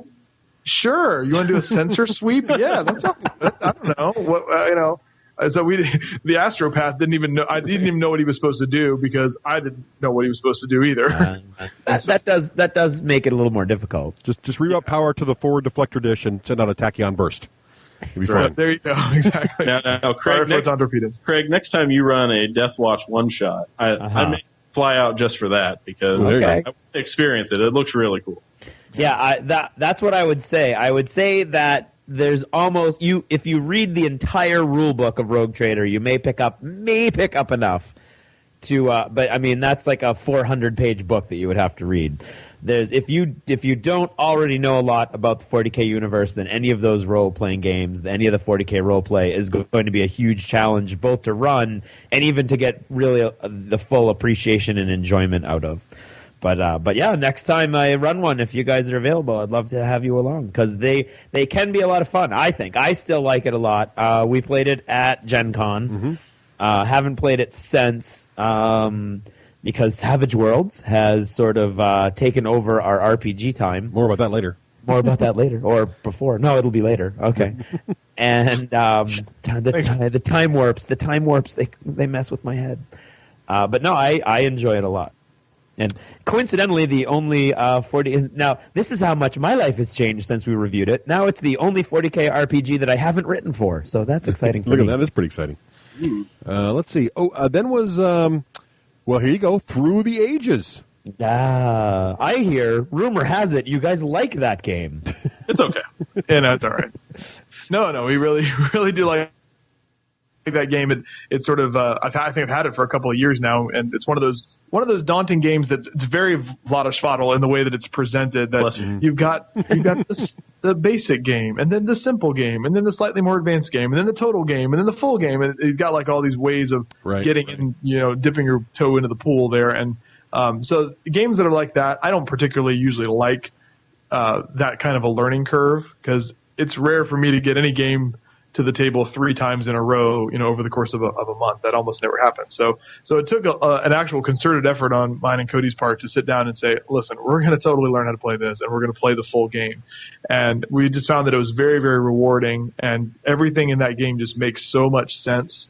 And it's resource management and it's economy and all that kind of stuff, but it just makes sense. Like you just kind of take a deep breath and go, wow, I mean, they really thought this out. And so, it's a real rewarding experience to play through the full thing. And there's a lot of interactions. So for being a Euro game, with all the military cards and all the other kinds of things that you can do, that you can sort of seed the deck with, events that'll come up later. So you have them in your hand, but you throw them into this future events deck, and then they'll come up later. And they could be good for you and bad for your opponents. And so, there's just the right mix of Euro stuff, but then also, confrontation and just a great full experience. So, well done. That was a good summary.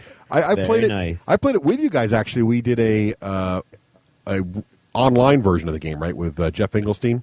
And one of us, I can't remember who it was, but he stopped doing his moves, which is really annoying. That may have been me. I think it might have been you. We knew Jeff was going to win anyway. The game killer Wakeland. Yeah, I'm not killing the diplomacy game though. I take no responsibility for that nonsense. No, but Jeff would have won that one. Jeff was blowing us away, and unfortunately I just got. But it's a really cool. I like the mechanics. I like the system. And when we were playing it though, I kept thinking we're using Vassal, the online tool, and it's not very pretty looking there. And I was like, well, what are the components like in the real game? And I think one of you said, well, you're not missing much. So I think the only downside of the game for me is I'm such a guy who likes a lot of bling that it sounds like Through the Ages doesn't really have a lot of that going for it. No. But I mean, if you like Eclipse, which it has a lot of similarities to that as far as the little discs and cubes and stuff. But you didn't like the components in Eclipse either, though, did you? No, I kind of. Well, I'm talking about replacing them all with my own. So yes, I guess that's. Oh, that's right. Yeah. But I do like. But I like Vlad's other stuff. Like he's got really crazy amounts of stuff in Dungeon Lords and in Galaxy Trucker. So it's just kind of funny that this game is just very. Well, I guess is what he's going for. Very simple and clean presentation, I guess. But if I had to sum it up in a word, it's very much an elegant game. You think about it, and it's Yeah. There's not a flash, but all the mechanics work, and it's like, oh, this is very good. Yeah, good one. All right. Stick your nose in the air when you talk about it. Yeah. Yes, Through the Ages is excellent. Just your monocle. Then we reviewed Epic Armageddon because Craig was just wanted to talk about this. Yeah, which we can say is a niche game that I still like, and I'm still the only one who plays it, and so we can move on because I really like Shogun, which I would much rather talk about. We need to talk about Shogun by Queen Games. This is not the old Milton Bradley game. This is the newer version I don't really like. from Queen Games, and this is just a really fantastic implementation of, I guess Wallenstein was the first game like this with the little tower. You dropped them in there, right, and your little armies come out. Cubes, and the ones that come out survive, and the ones that are stuck in it are dead. It's a crazy, fantastic game that really, we played it like crazy, and then we took a hiatus from it, but I'm pretty sure that if anybody in our group said, hey, Shogun next week, you'd have a big old it mob. still comes out. It came out at Andy's birthday party. There you go, I mean, it comes out a lot. Now, have you guys played Shogun? Yeah, we played that one for several years ago. It was a few years ago, yeah. I think my overall opinion of it was that I liked it.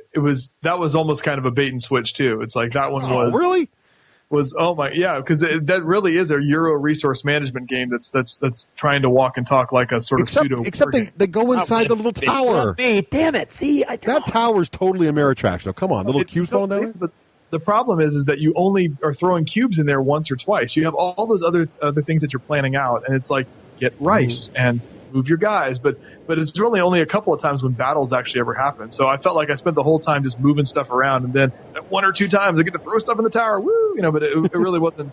If the whole game was about, if it was like Risk, where you're or instead of like rolling dice, you're throwing all the miniatures into the tower, then that would be fun, I think. But it just seemed like it was mostly Euro and not enough fun. Okay. See, I would have to disagree. I love it because it seems like all that other stuff is supporting those big attacks that you're going to do later in the game. But I see what you're saying. I just don't agree with it. Okay. I think you're wrong. Wrong, I say. Now here's yet again. Here's one I've never gotten to the table, but Nuns on the Run. What did you guys think of that game? Oh, I liked it. The theme is really neat. I mean, you're playing a bunch of novices in a convent, and you're trying to get your secret wish. You're sneaking around the convent. You want to get your secret wish, and then get back to your what is it, a cloister? I guess. I don't have any ranks in Catholic. I don't know, but your room, yeah. Yeah, but it could be like, I think booze is one of them. It's all these like vices that these little novices are trying to get.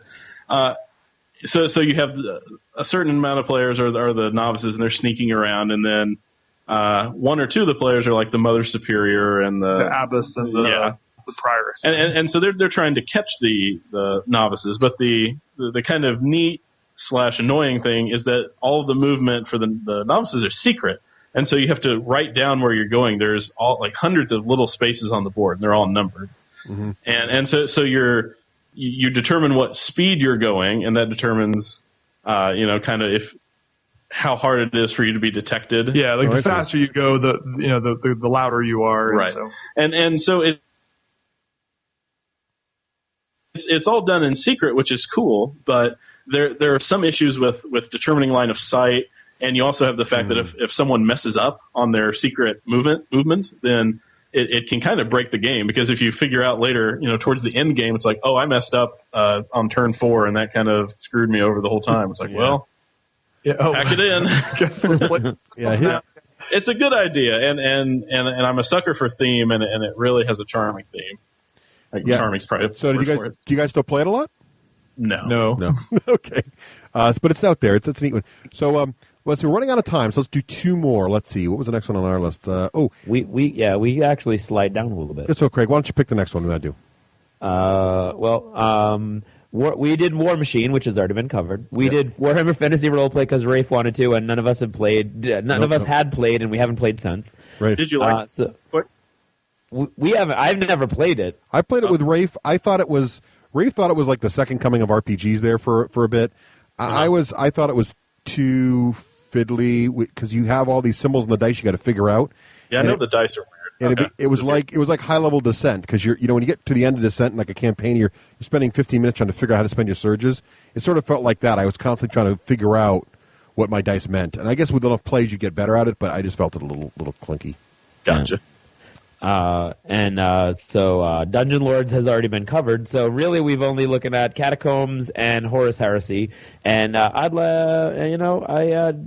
liked Catacombs. Horus Heresy was neat, and I never played it again after that one time we played it to review it because it's so long and involved. And so let's talk about Catacombs. Yeah, I think the only thing about Horus Heresy is I liked it, but it's only 2 players and it's a massive game. So unless you play a lot of 2-player games, it doesn't make it to the table in group settings.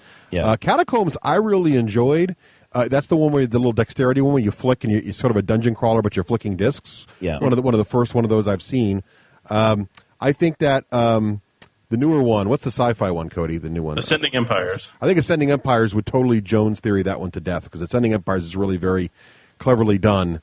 And a little more meaty than Catacombs. But my kids loved Catacombs, and they would play it again. I haven't touched it in a while, but I never actually got my own copy either. We just had a review copy to look at. So, yeah, we played Catacombs. We enjoyed it. I've not played Ascending Empires, so I can't speak to that. But I thought Catacombs was neat, and I really like dexterity games, so I enjoyed it. Right. Yeah, I liked it too. I thought it was clever. All right, so what's the last one you guys want to talk about that you reviewed back in 2010? Or the last two. Or two. All right. Well, we snuck in two. Yeah. Okay. Sneak in two. So we had. We'll do one downer and then we'll end on a happy note. Okay. So we talked earlier about Heroes of Graxia and how we're playing some other deck building games, and that's sort of something that's happened over the last few years. Is Dominion came out and then all these other games have sort of followed it, and we've always been looking for that deck building 2.0 game. And so when Thunderstone came out, that was one of the first ones that gave a different feel to deck building, where you're actually going into a dungeon and trying to build up your deck with heroes and equipment and all that kind of stuff. All that stuff that we RPGers and Dungeons and Dragons players really love. Mm-hmm. And then you go into a dungeon to try to fight monsters, and we just didn't like it.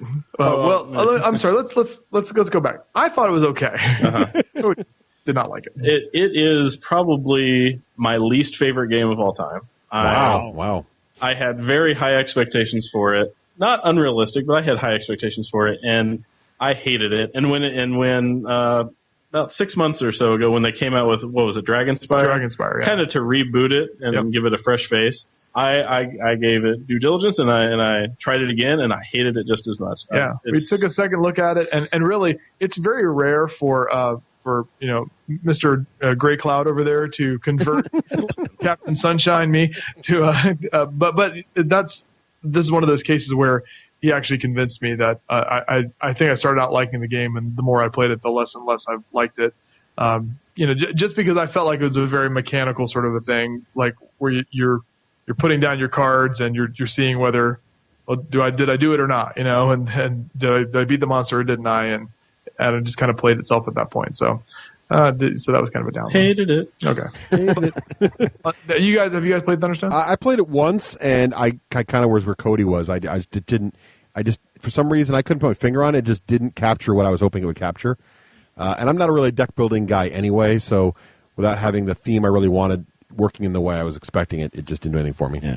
I'm 1,000% not a deck builder guy, so I didn't even sit down to play it. There you go. You won then. Yay! I know, like Tom Vassal's got some epic version that he plays with a whole new set of rules. Oh yeah, he likes it, doesn't he? Yeah, he loves it. He loves that well, game. when have we listened to it? Oh, very rarely. So anyway, so the last thing we wanted to talk about was one of our favorite games of 2010, and what continues to be one of our favorites, and that is Rune Wars. Ooh, agreed indeed. I think we snuck in Rune Wars at the end of 2009, so it's not on our list here, but definitely a fantastic title. Yep, and so we really enjoyed that from the very beginning, and we love all of the components that go along with it, and the gameplay is really cool. I love action selection games where you have cards, where you're selecting what you're going to be doing, the simultaneous actions. I love that, and I'm usually really terrible at dudes on a map game, and I'm not terrible at this one, so that's good. Yeah, what's nice about Rune Wars is I'm in a group locally. We play Twilight Imperium once every few months, because that's about all you need to play it. But it's nice because Rune Wars, you get kind of that TI feel, and you get the fantasy setting, and you can play it in 3 hours, and you feel like you've had a good, nice, rich gaming experience. And it presses all the right buttons, and I really enjoy the game.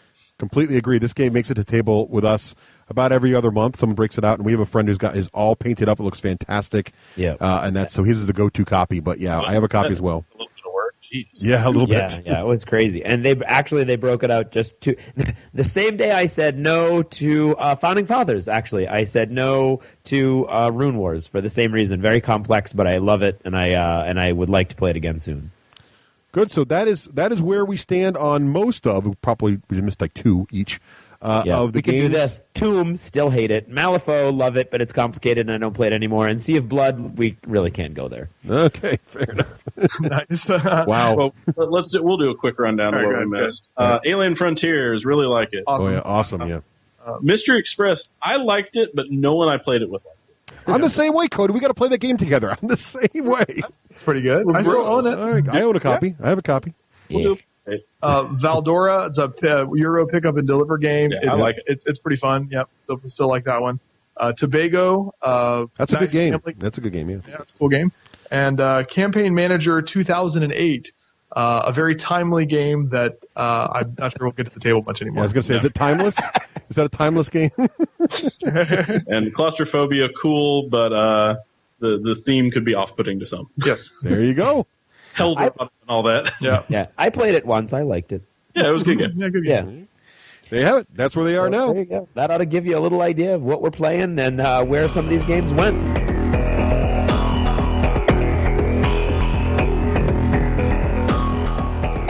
You're listening to the D6 generation.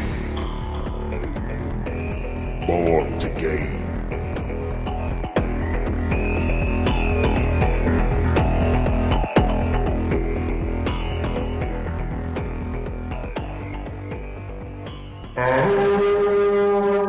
Oh, that sound means it's time to talk about our friends at the War Store. Comes Vic the Viking. We have to give a big thank you to our friends at the War Store because they really hooked us do. up at TempleCon. We had a They blast. absolutely did. Made it so simple for us. You know, they came over. We were trying to get everything ready for our 8 o'clock game, and we got tied up in another game. And the War Store hunted us down. They found and said, "Hey, guys, we're going to make sure you're okay for tonight, 8 o'clock. We're going to have a table ready for you. Everything's going to be ready to go." You know, and it was just awesome. It made it so simple. We got out there, had a blast, had a bunch of listeners come out. And a lot of people then afterwards said they loved Firestorm Mana. They went the next day, and the War Store was able to hook them up with some new starter kits and everything, get them ready to rock. So it's really, really great. They just have the best prices on the net. They've been around a long time, over 10 years. They know the Awesome drill. service. They have fantastic We're not the only ones service. who get good service. They give good service. No, to they really do. everyone. They really are great. You know what else, Craig? You know, one thing I noticed was that at TempleCon they had these really cool discount bins there. And so when you see the War Store at a place like TempleCon or Gen Con or someplace, make sure you check out their discount bins. They have great, Oh great my stuff. God, yes. But you know what I discovered? They have a discount bin on their website. Did you know this? Do they really? Yes. If you go to I their did not website, know that. on the left-hand side there are all their cool nav bars, which, by the way, little aside, they have a category now called steampunk. And if you expect, next to because fantasy miniatures, sci-fi miniatures, and there's steampunk miniatures, and in there is Dystopian Wars, Leviathan from Catalyst Game Labs, Malifaux, and War Machine. So there's getting to be a little steampunk genre. But Look don't at go that. there. Near the top, you'll see there's a button that says The War Store Cool Stuff. And when you click on that, you'll see a link that says Vic's Bargain Basement. I'm Check doing that it right out. now. And those bargains change from time to time. They're always switching, so we can't tell you what they are right now. But head on over there and check out what's the deal is. And Vic's Bargain Basement, you never know what you're going to find there. It might be a good deal. Maybe good. Maybe something good. Maybe something good, but just not for you. Right. That's just it. You don't know. So check out thewarstore.com.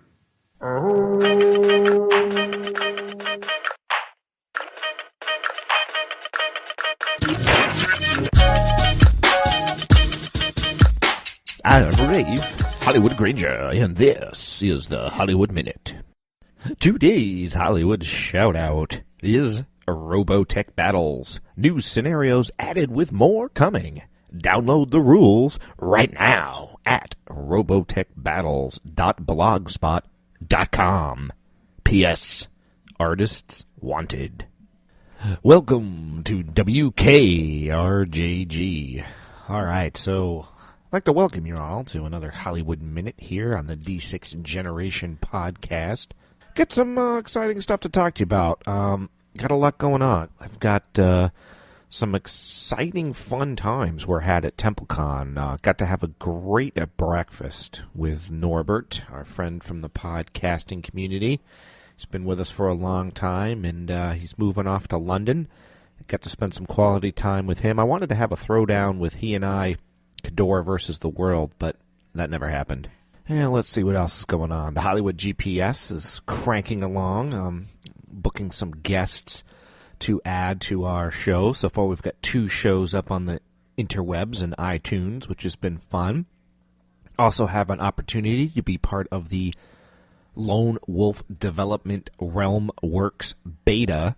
Haven't checked it out yet. I've just downloaded it. I'm excited to be part of my first beta, and I'm really excited to use it with my mouse guard campaign and, just be part of the learning process. So I'm excited about that.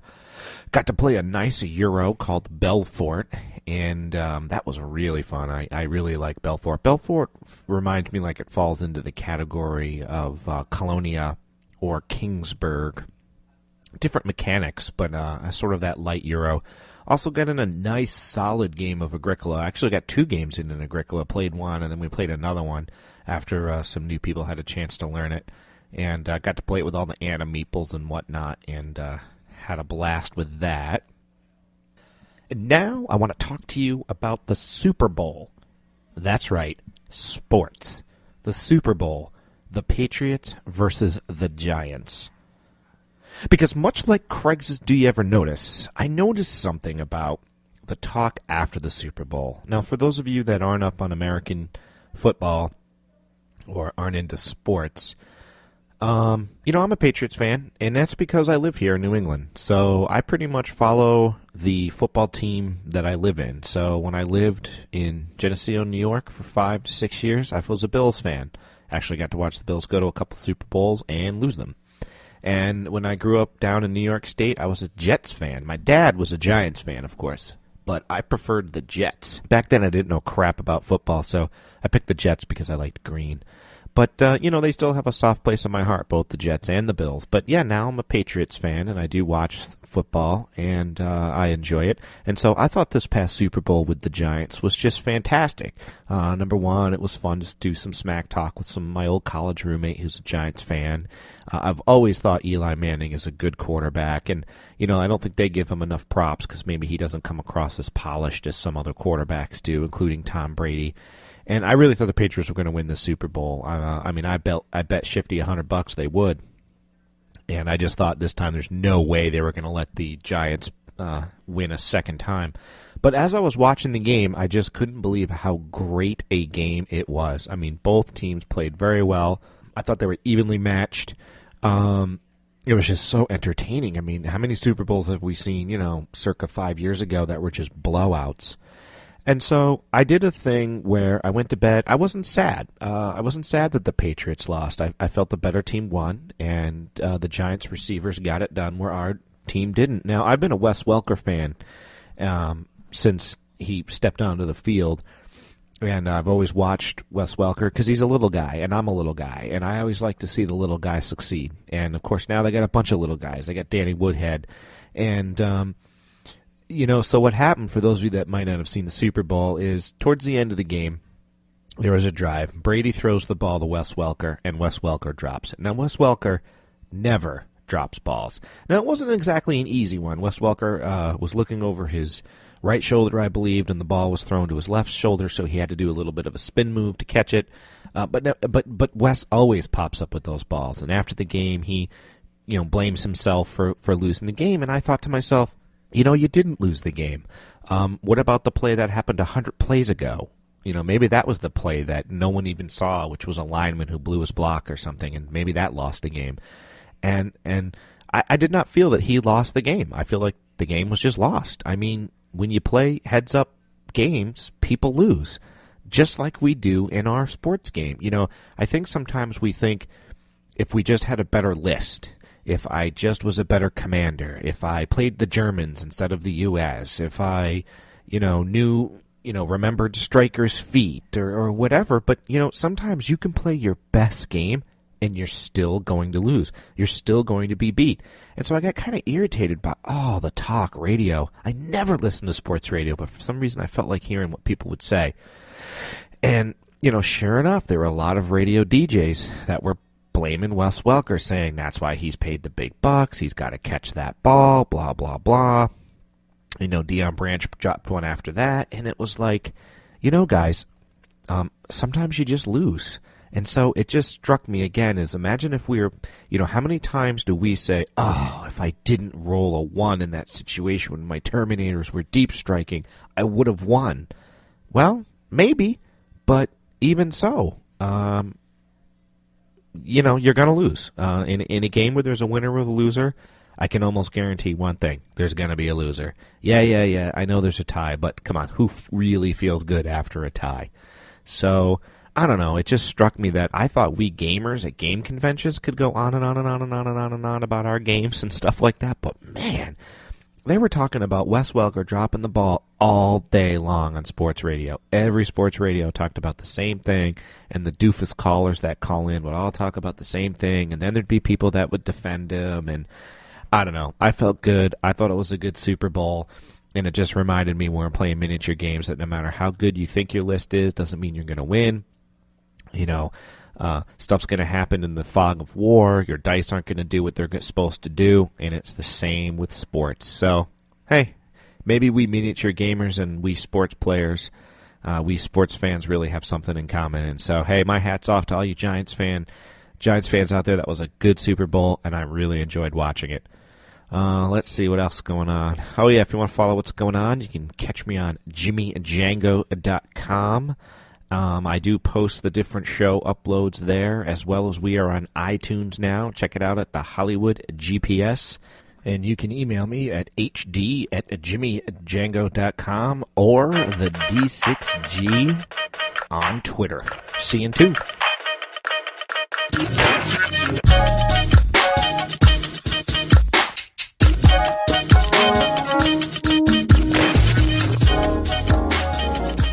And our friends at War Games Soldiers of Strategy magazine, always happy to talk about them, happy to have them sponsoring the show here. They're available in over 480 Barnes & Nobles around the United States and 60 stores near and about Hastings. There you go. And the key is, however, they've just added a whole new element to their website, which is an awesome store locator. Oh, neat. So you go to their store locator on their website, wssmagazine.com. Right. And they're going to be able to point you directly to a store near you. Right. Here, look, I'm going to click on store near you. And it just gave me a bunch of stores. Look at that. It knew where I was. That's creepy. It is creepy. That's the whole, yeah. Oh, actually, no, it thinks I'm in Australia. Never mind. Oh, well.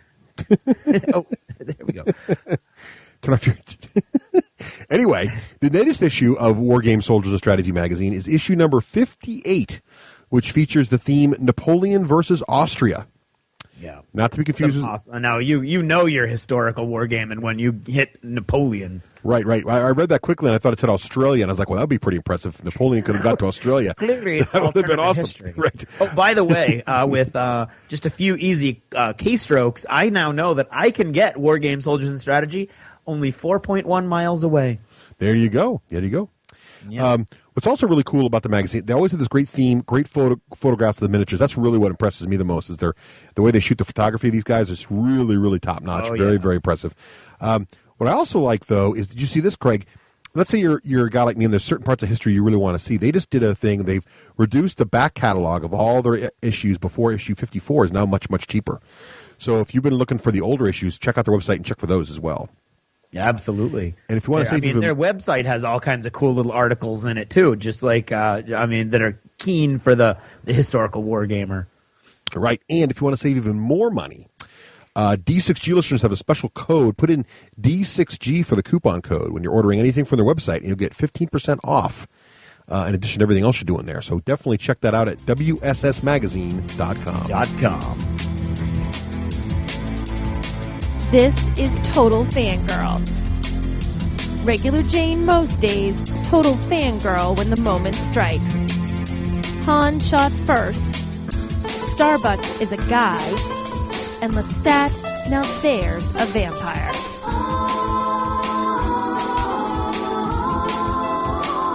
Hello, everyone. This is Nicole, your Total Fangirl. You can find me on Twitter at Nicole Wakeland and check out my blog, TotalFangirl.com.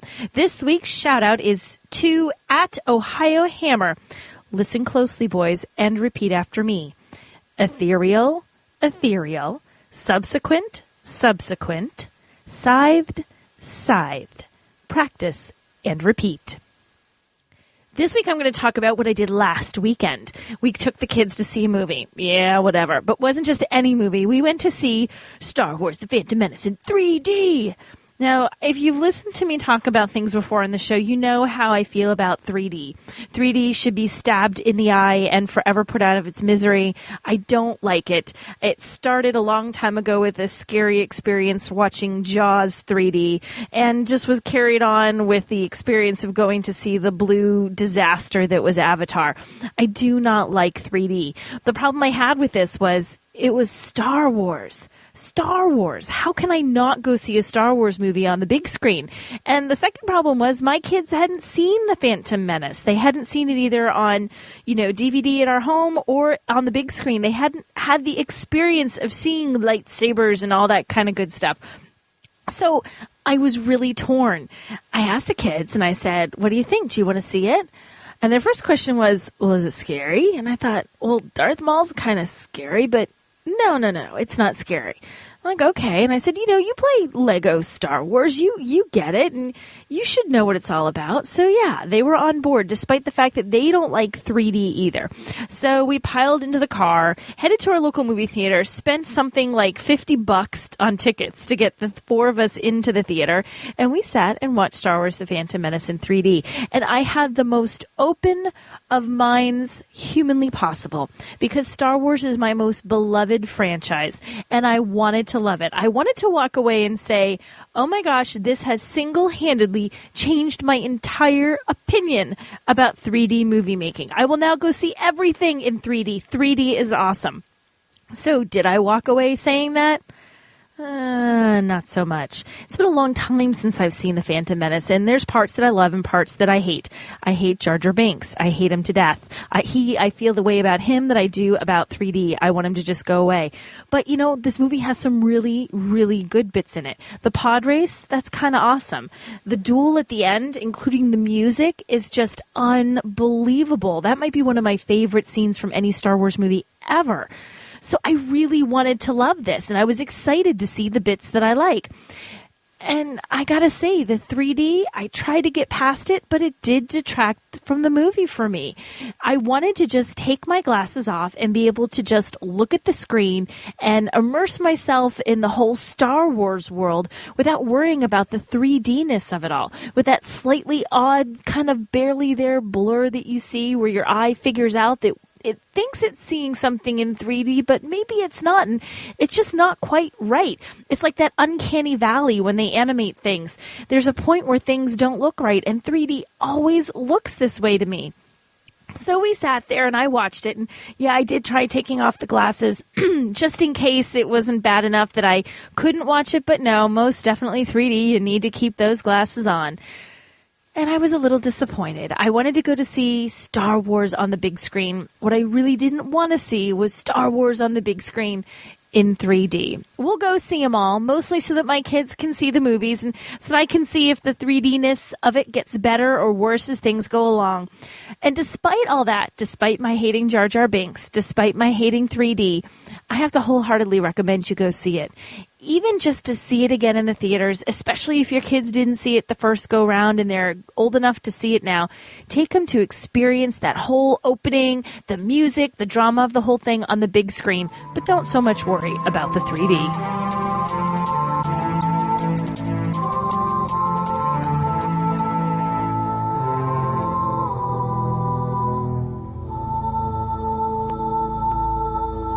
And, of course, we are always excited to talk about one of our newer sponsors, Game Salute. Game Salute! GameSalute.com. They do a great job. They have all kinds of support services. They support you, the players. They support you, the store owners. And they also support folks out there who are trying to publish their games, get them out there. Right. Through the really cool Springboard program, they work with publishers to get their games out there on places like Kickstarter, get them supported, get them backed. In fact, they're very excited to welcome a new member to the Game Salute family of publishers, Dragon Valley. From Diamond K Games. Dragon Valley, actually, I just got to play a demo copy of Dragon Valley, the fully production version of it. It's pretty cool. It's I'll talk about more on the show, but it's got some really neat. Maybe you'll talk more on some other show. Yes, next episode. Pretty sure you didn't talk about it at all on this show. No, next episode.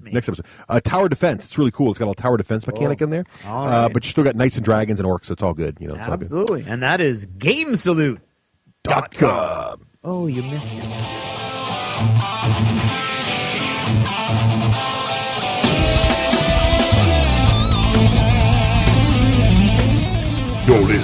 D6 generation. More today.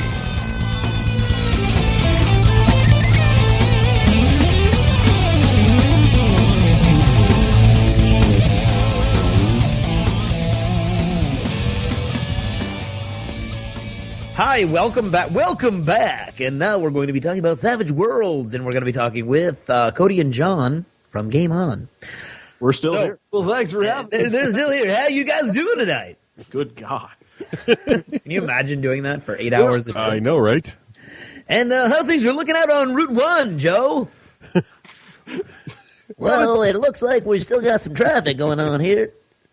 Anyway, so Savage Worlds, which can bounce from all kinds of different scenarios and settings, including the talk radio setting. Right. Savage Worlds is so flexible, you could role-play a radio talk show host. You could do that. I'm going to be time check die. Home with the triple time check. It's 8:15, quarter past the hour, 45 minutes for 9 o'clock. Right. That game would be about as fun as it sounds. It would be awesome. Tell us more about Savage Worlds, Craig.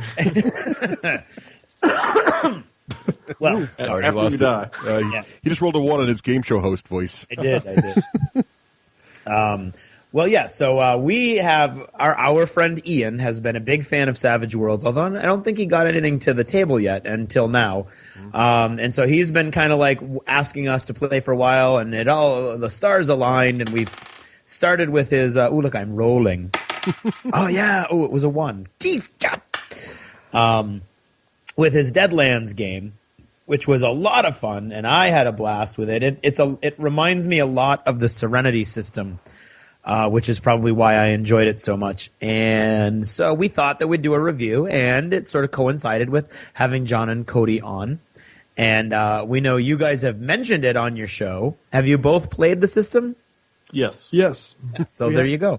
You've probably played it more than we have. So we thought, why not throw this onto their shoulders? Right, exactly. Stand back and watch them go. Right. We're definitely Savage Worlds dabblers at this point. Yes, but so the key, the very, very basics is that, and correct me if I'm wrong or if I veer away from the facts in any way, it's a core system that then can pretty much be applied to any setting. And the company has a bunch of settings that they do, and then there's a bunch of licensing that they've done with other settings. So there's literally probably about 30 or 40 settings out there now. I may be overstating a little bit, but there's a lot of settings that you can choose from.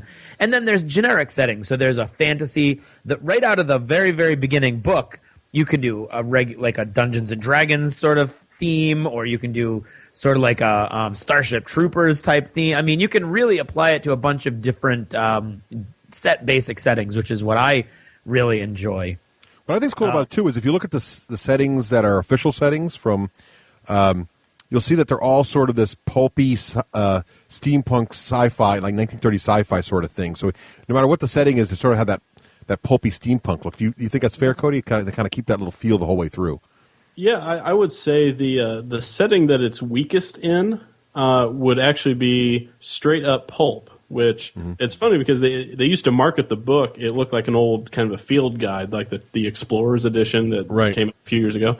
But we'll get into this when we talk about combat and things like that. It's almost a little too violent for pulp because usually like with Indiana Jones or the Mummy or something like that, you have just enough violence to get the characters from point A to point B and onward in the story. Right.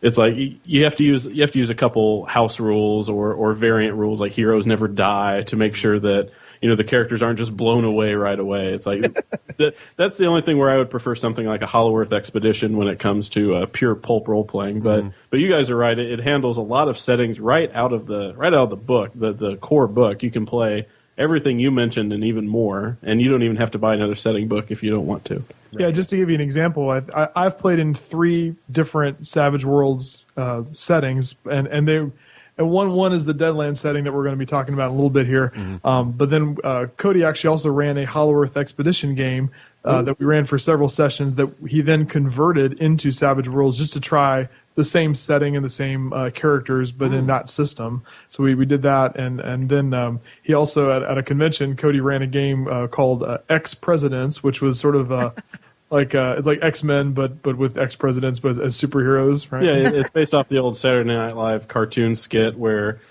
former presidents, the ex-presidents, they're this world-traveling crime-fighting force, and so I made that into an RPG, and apparently a lot of people liked it. Now, did you have to convert the rules a lot, or are you pretty much able to use the core rule book and just sort of tweak things a little bit? I just tweaked a few things. It's like FDR had a hover chair that had some weapons on it, so I changed some things there. But no, I only used the core book for that game. Yeah, cool. The core book supports superheroes and stuff like that, and I think that's sort of betraying a little bias of yours, Russ, about the steampunk. Because if you just flip through the basic book, there is a lot of steampunk, but you've also got Weird War II. You've got Solomon Kane. You've got the Vietnam. There's a whole Vietnam setting. So there really it really runs the gamut. It's really impressive. Because really, who wouldn't want to role play Vietnam? Yeah, that's one of our friends. Wars, man. There's like supernatural crap in it. Yeah. That's what I was saying. It has like a Yeti. Yeah, that's what on the cover of the book. It's a Yeti taking down like a patrol of Marines. Yeah, everything's alternate reality. Like they inject a little bit of pulp into everything. Like there's always, it'll be like, here's the World War II setting, but oh wait, there's a walker in the background or something. Yeah, cool. Yeah, cool. So let's get to some of the basics here, and one of the first things that sort of helps define how you feel about an RPG is the character creation process, right? So, so let's kind of walk our listeners here through what you do to create a Savage Worlds character. Well, the first thing I think, and then I've only played in Deadlands, so I'm coming out from the Deadlands point of view, but it seems like it's sort of core to the whole system, is you have a set of points you're going to spend on increasing your attributes and your skills, right? And these are two separate pools. You have sort of an attribute point set and a skill point set. Is that right, Cody? That's correct. Yeah, so you take those, and you can pick your race in certain settings too, right? So you could, in some of the race systems, you're sort of locked. Like in Deadlands, you're locked into being a human. But in other settings, you can, there's all kinds of races. And it seems like most of the racial abilities simply alter the amount of points you can get and lock you into certain skills you pick. And then you're going to go ahead and start to pick your attributes, right? Now, what are the core attributes, Cody? Do you remember? Yeah, you've got agility, strength, smarts, vigor, and spirit, and those sound exactly about what you'd think they would be. Vigor is kind of I'm going to just put everything in D&D terms since most people know that. That's like your con score. Mm-hmm. Spirit is kind of a mix between, I would say, like wisdom and charisma. Kind of in there. Smarts is intelligence. Strength is strength, and agility is dexterity. Right. Yeah.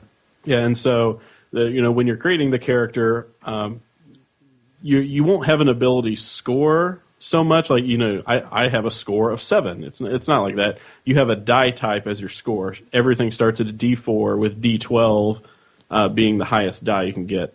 So everything starts at 4, and you have 5 points to distribute amongst your things. So you could just max out one skill and have everything else be pretty much utter crap, or you can balance yourself out and not be really that good at anything. Yeah. And the interesting thing that took a little getting used to for me is that you're never going to roll these dice. These aren't active. Well, you do sometimes when you're doing tests and stuff, but the most part, the score for these, the die types, are actually going to come in when you're buying your skills that are each keyed to a specific attribute, right? Right. Yeah. I mean, there may be a few instances where you make a smarts test for something, right? But yeah, like especially if you don't have a skill that's necessary. Mm-hmm. Yeah.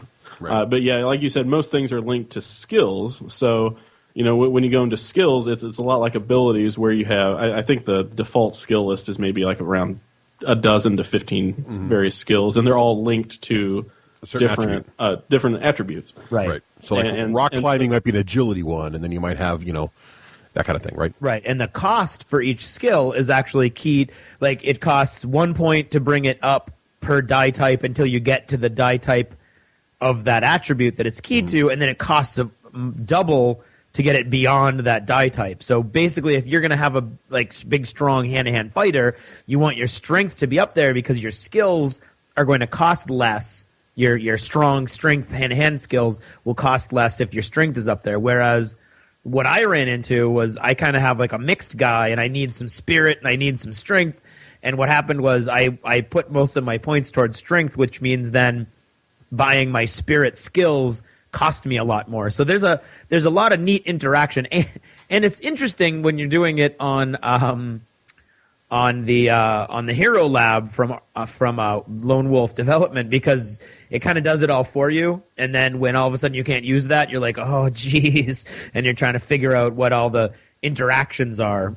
It's pretty simple once you get it down and you get the idea that it's all keyed to these different die types. But it's something that I needed to wrap my head around early on.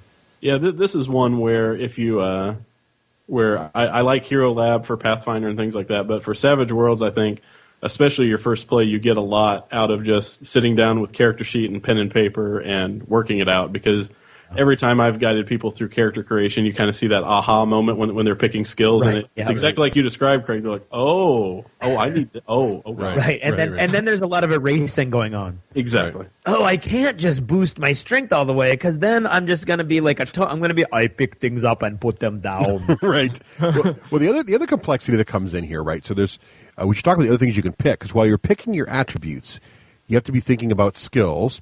Because, as you guys mentioned, if I'm going to be taking a lot of strength-based skills, then by putting extra points into my strength, I'm going to be able to make it more affordable to make those skills better, because they're going to start out at a D6 instead of a D4 if my strength's D6 or D8 or better. Now, the other thing you can do to help get these points to balance things out, you can take hindrances. Now, a hindrance is basically a weakness you're imposing upon your character, but it's going to give you more skill points to spend on other abilities. So I might say my guy is blind in one eye, or I took my lawman was Deathbringer, which basically meant his goal. That was a great one. If he ever rolled a 1 when shooting at a bad guy, he would shoot a friend, because he basically cared more about getting his mark than not hurting people. Yeah, and you didn't need to be in the line of sight for that. No. Deathbringer could shoot you even if you were standing behind him. Right. So, but you take these hindrances, and it's great because it gives you a nice little role-playing thing you can tap into, exactly, like I'm a drunkard or addicted to something or whatever, but it also gives me more points to spend on other places, because then what happens is you're also going to want to take edges. Now, correct me if I'm wrong here, Cody, also, because I'm only messed with Deadlands, but it seems to me that edges sort of help kind of build you into a character class, because there aren't really character classes in the game, right? Yeah, there's two a couple different ways of looking at it. Edges are a lot like feats in the later editions of D&D, or merits if you've ever played World of Darkness. It's basically little things that make your character stand apart. Like, my guy is he has a signature weapon. He's really good with the pistol, so I'm going to take that signature weapon edge, and so he's really good with that. They also have edges that are called professions, which are they're not as restrictive as a character class per se. But there might be one. I think in the Fantasy Companion for Savage Worlds, there's one called Woodsman, which is basically like a ranger from D&D, right. Woodland kind of guy. And they have certain prerequisites, but it's one edge that gives you a couple different abilities that make you seem like a ranger. So you can go like that. It's nice because it's not like D&D where level 1, I pick Ranger. I am forever and ever, amen, a Ranger. You can mix it. It's like I'm a Ranger, but he's a Ranger that's blind in one eye and is really good with a pistol, things like that. I think it's really smart and innovative because, like, it's exactly right. In the Deadlands version, I wanted to play a Texas Ranger, not to be confused with a Ranger in the Woods from Fantasy Time. And there actually is an edge called Texas Ranger. And as you might imagine, though, being a Texas Ranger has all these prerequisites, and what's great is edges have prerequisites built in. And to tie this all back to attributes, some of the prereqs are you must have, take, for example, a edge that's like quick, which basically lets you redraw an initiative card. More about that later. You have to have an agility of a certain dice type or higher. So now not only are you picking attributes to be able to inform your skills better, but you're also picking attributes to get the edges you want. But then these edges are great because they really give you a solid character feel. What's really nice about this is sort of how Savage Worlds leverages the idea that you can make it any setting you want, because they don't have to invent 30,000 classes. They really just need the combination of edges and introduce them in the source books, a few more edges here and there. Here's the Texas, Ranger Lawman edge, and with this and a few new skills we introduced, now you've got a Savage Worlds character that can actually look like a Texas Ranger. So it's really kind of cool the way they did that, and it keeps it very flexible because you can mix and match your edges, assuming you can meet all the prereqs, and have some really bizarre and interesting classes. Yeah, one other thing to mention on edges is that, that's how, and we'll discuss this later, that's how you implement magic systems. Right. And like psionics and things like that. Mm-hmm. And then the neat thing is, with a system like D&D, you might have levels of spells. It's like, well, you don't get 4th level spells until your character is, this high. In Savage Worlds, they really kind of have a broad overview of character level. Like you're never going to really level up. You'll get XP after each session, but after you acquire so much XP, you move from novice to, I don't know if it's seasoned or what the next one is, but basically it's just these kind of very, very vague levels of power. After X amount of XP, you're now seasoned, you're now a veteran, you're now experienced or whatever it is. So, and certain edges and powers are limited by what rank your character is. Right. Yeah, it's really clever, I think. And then the last two things really to talk about are skills that you've already mentioned. And basically, a skill is just a specific sort of thing you're going to be able to do that's going to give you dice advantages, right? So like we said, you can have a skill that's shooting, sword play, rock climbing, whatever. And so when your character sneaking, right. So when your character goes to do something in a game, if you got a specific skill for it, you're going to get to use that die. And if you don't, then you just go to a strength test, right? So let's say you wanted to, lift a heavy object and you don't have a heavy lifting skill, then you just go to a strength test, right? And that's basically the only time you'd go to the strength dice. Otherwise, you get to use your skill dice, which are more specific, but also are more affordably raised higher than a basic strength, right?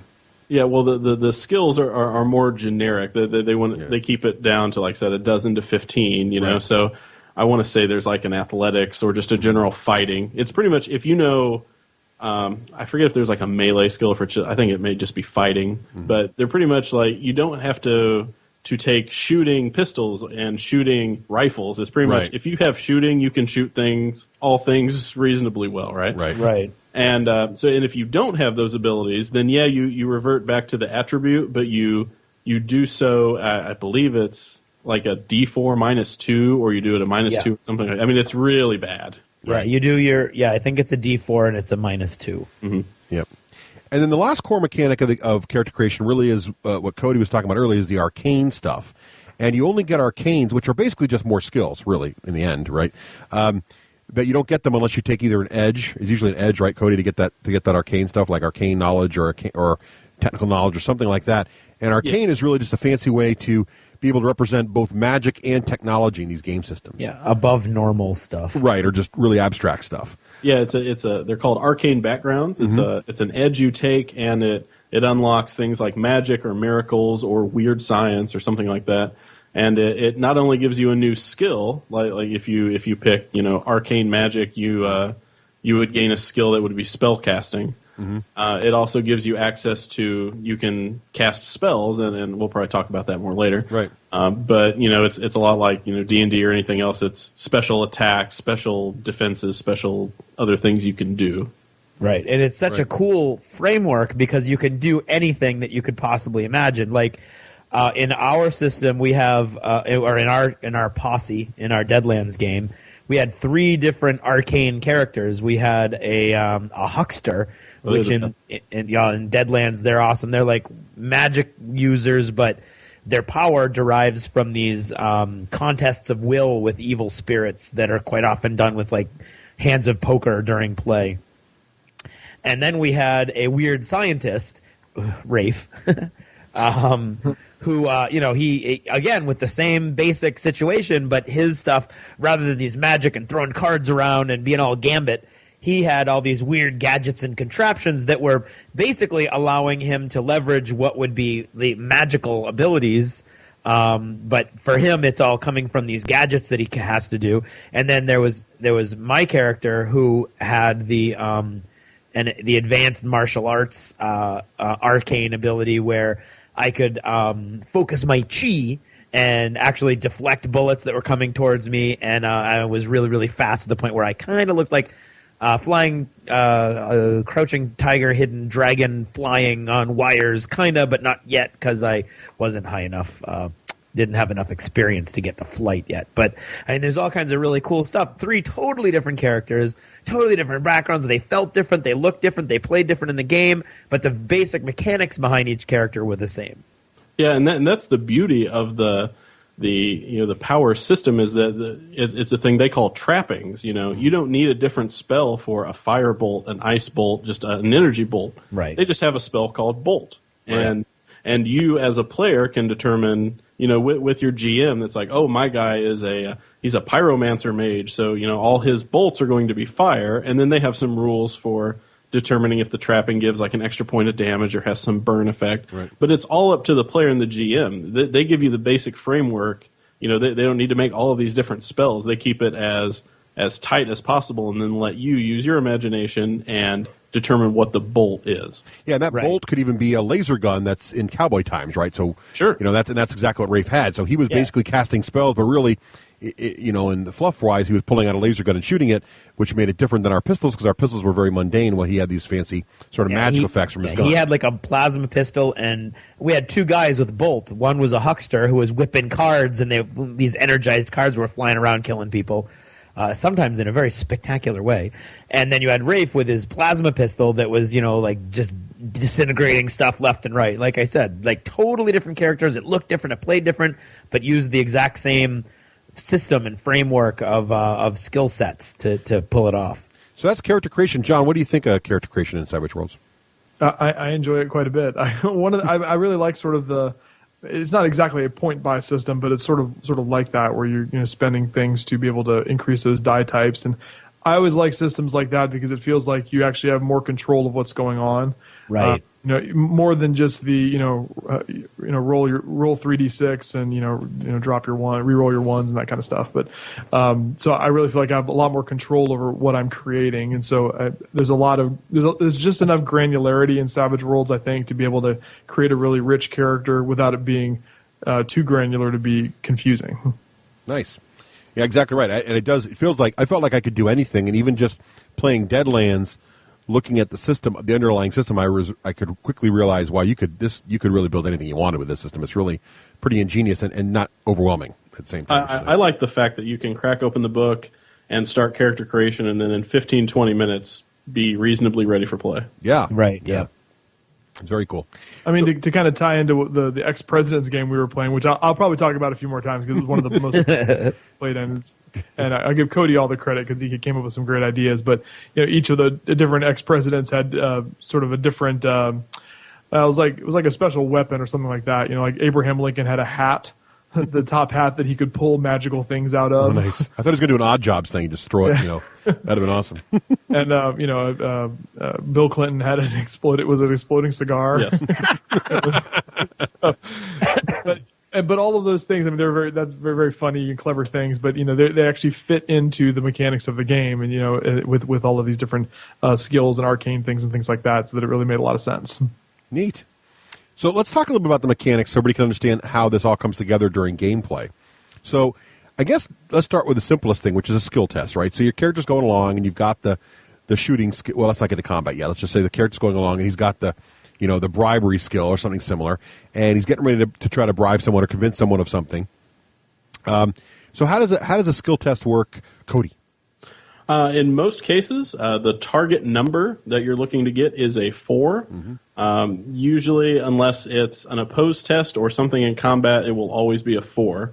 So let's say you as a character are trying this bribery test. I don't think bribery is a skill, but we will pretend. Work with me.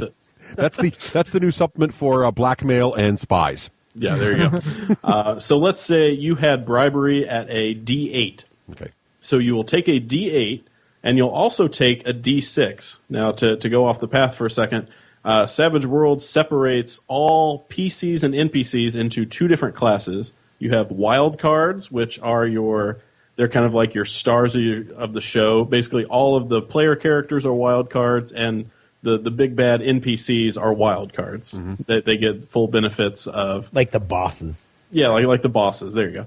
And then all of the little mooks and stuff, all the guards, henchmen and stuff, they are the extras, and they don't get a lot of the cool stuff that wild cards do. I'll bring that back to say, so let's say you're taking your D8 for bribery. Wild cards get to roll something called a wild die on trait tests. Mm-hmm. So what they do is you'll take your D8 and your D6 and you'll roll both of them, and whichever die is higher, that's the one you go with. There's a bonus with this. If you roll the highest number on the die, so on the D8, if you roll an 8 or a 6 on the D6, that's what's called an ace, and you get to roll it again. It's an exploding die mechanic. If you've played Dystopian Wars or other games, it's just like that. Right. Yeah. So you end up, you roll and see what you get, and if you get a 4 or better, that's a success. If you get 4 more than the target number, so in this case an 8, that's what's called a raise.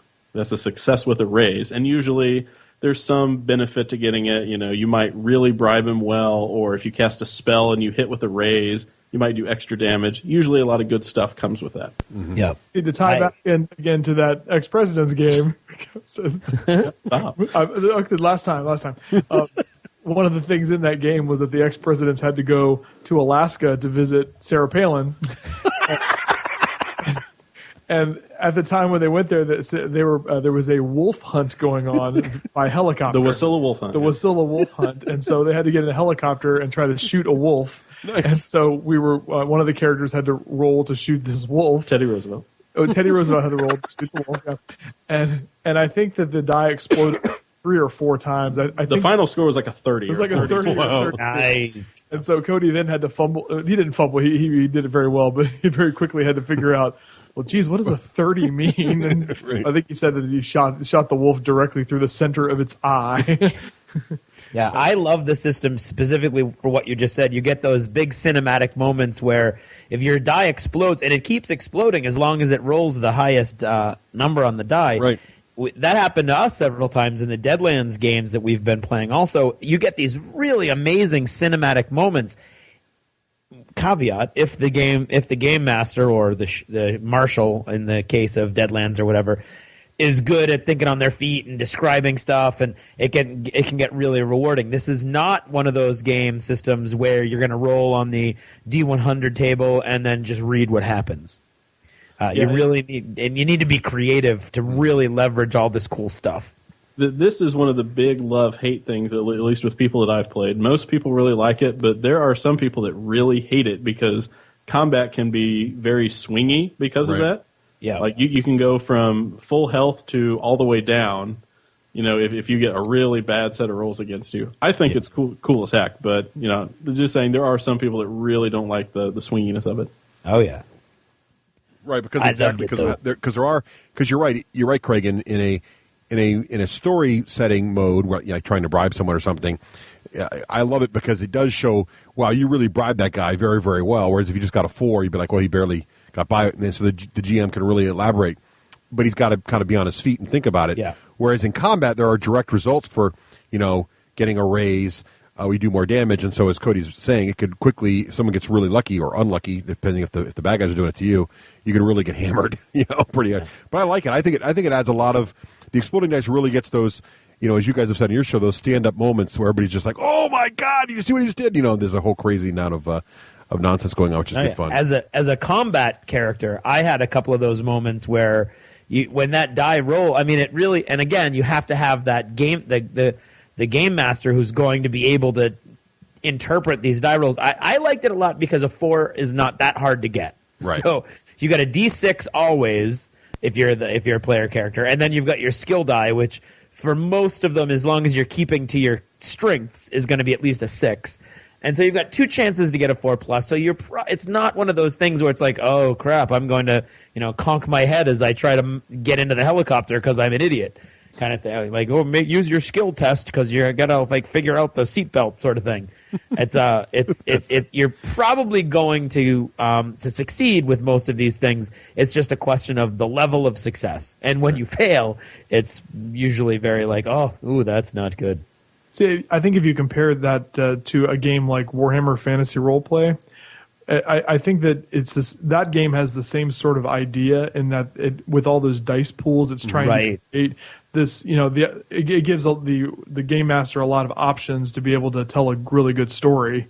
But I think that the Savage World system, it's the same sort of thing, but it's much, much less complicated. Yeah, right. And I think that if you do have a really good storyteller as a GM, then it can be really a lot of fun because of that.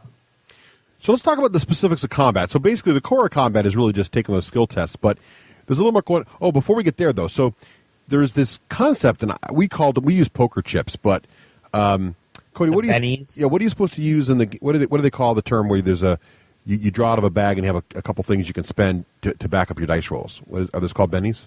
Yeah, in the base game they're called bennies, which I think is a dumb name. I call them like style points or something. Yep. Basically, they're chips that allow you to re-roll. You can spend one to re-roll a like a trait test, or you can use it to soak damage. Like if you take a ton of damage, you can spend one and try to shake it off. And I think in Deadlands it goes a little farther. Like they have different colored ones that let you do different effects. Yeah, that's what we had. So our GM, and I don't know if it's officially in the rules or how Ian decided to implement it, but he put like little plastic poker chips in a bag that we couldn't see inside, and he had blue, white, and red, and the different colored chips had different values. So if you pulled a white chip, you could use that for a reroll. If you pulled, I think it was a blue chip, but the game master got a white chip, got a reroll that he got to use for one of his guys later in the game. I thought that was blue. I thought the white one was just a reroll. The blue one was the GM got a reroll chip if you used it, but you got a reroll and a +2 to the result. No, I believe white is you get one and he gets one. All right. Red is you get one plus D6 and he gets one. All right, and then blue was you get one plus D6 and he doesn't get one. All right, something like that. So is that right, Cody? Does that sound familiar, or is that a Deadlands specific thing? That's a Deadlands specific thing. Usually how the bennies work is I believe each character starts with a few, and then the GM can hand them out based on good role playing or really playing up the flaws like you mentioned earlier. Yep. The GM also gets, I believe, one per player that they can use just for their own ends, and each GM wild card, each kind of villain or boss that's a wild card, they get a couple bennies of their own, so they're a lot harder to kill. So that's a nice mechanic, though, because it lets you get, if you really want to succeed at something, it gives you a backup play, right, to kind of do re-roll or whatever you want to do. It lets you mitigate the luck a little bit. Yeah, and if you have a pile of those in front of you, you start to feel daring. Like, as you gain them from role-playing or whatever, and you're sitting on, 2 blue and a red, like in Deadlands, you're like, okay, now I'm going to try something crazy because I got these chips backing me up. So you can do some really wacky things, which is just good fun. And I like that a lot. And it keeps the game rolling. And again, as Craig was mentioning, there's nothing worse than in a role-playing game session when you just, you keep rolling ones and you just have a bad day. And nothing your character tries to do can work because you just roll bad. So it's nice that you got the dual dice, you got these chips you can spend or bennies, and it gives you flexibility and options to kind of mitigate bad luck, which is nice. Yeah, very nice. Yeah, and there's actually I think several other systems that use similar things. Like Hollow Earth Expedition uses, I think they're called style points, and the Cortex system, Serenity uses plot points, sort of the same way. Yeah. And I can't remember when you guys remember that in this game are those handed out for like good role playing? They are, yeah. Well, you start with 3, and then I think you can only ever have 3, but once you start using them, you do get them back for good role playing or moments like that. I like that because it really increases the interaction between the game master and the players. Yeah. Because you can get, I think, into a lot of role playing games where you feel like the players are just sitting and they're sort of spectators while the GM tells a story. And they get to roll a die every once in a while and and say what they're do, but there's not a whole lot of interactivity. And I think the flow back and forth of those chips, you really feel like you're contributing even more to the way the story is turning out. Yeah. Russ got one for a wildly inappropriate joke at our last I did, session. yes. Sometimes that helps. I was like, wow, that wasn't even in character, and then he got a chip. One of my favorite uses for it as a GM is if a character is like, does my bag have some rope in it? We really need some rope. I'm like, well, for a style point, yeah, sure. Very nice. Nice. Yeah. Actually, that reminds me, the first RPG I ever saw that in was actually an old game called Top Secret. Did you guys ever play Top Secret? I've heard of Top Secret. So you played like James. It was not a licensed game. You played like James Bond, and the example was they had these. I think they called them hero points, but there were points you could spend for whatever in the game. And the example was, in one of the James Bond movies, James Bond's getting strangled and the villain's in a bathtub, and he reaches out and just to where James Bond needs to reach, there's a space heater, and he throws it in the tub and kills the guy. And so you're spending that point to have the space heater when you need it, kind of thing. Like you're saying, Cody, when you need that bag, that we need to find that rope lying around, and the hero's in the movie looks around and sees the knife he just needs. That's what the hero point's for. So I've always thought of them that way ever since I played Top Secret. And I was like 10, so it's kind of cool. That's cool. So it's great to see that. So let's talk a little bit about how combat works, because there's a lot going on here besides just these sort of dice mechanics, right? There's a pretty interesting initiative system. How does that work? Yeah, I really like the initiative system, and this is also a love-hate. Most of the folks in my group, for some reason, really don't like this system, and they're wrong. Because here's what you do. No matter what system you're in, you use a standard deck of playing cards with the jokers left in. And each round for initiative, you deal out a card to everyone. And then you go from ace to deuce in a suit order if there's ever any ties. and you'll refresh every round. So you'll do a round of combat. You'll go ace, king, queen, jack, all the way down, and then you'll deal out cards and do it again. The only exception is if you get dealt a joker. A joker lets you come in whenever you want, even in the middle of someone's turn. You can interrupt him and say, preempt him. Right? And you get +2 to all of your rolls for that round. So it's really, really nice when you get dealt that joker. That's nice. And I really like it works great because I had a couple of, I think it was an edge called Quick and Really Quick, which I wasn't called Really Quick, but something like that. Where I think it was Quick and Fast. Quick and Fast. So if I was ever dealt a card below a 10, I could have another card dealt to me. And the second edge I had was if I ever had a card below 5, it counted as 10.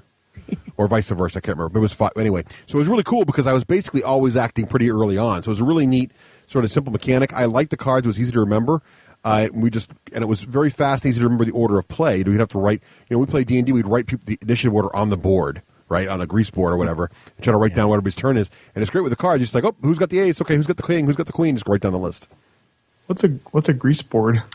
Yeah, what is a grease board? In olden days. You youngins call them whiteboards now, but back in my day, we used grease boards and we liked it. Yeah, I think that's not true. Okay. I think he made that last part up. All right. Send emails to Craig explaining what grease boards are. All right. So what do you guys think of, Craig and John, what do you guys think of the initiative system? Do you like it? I loved it.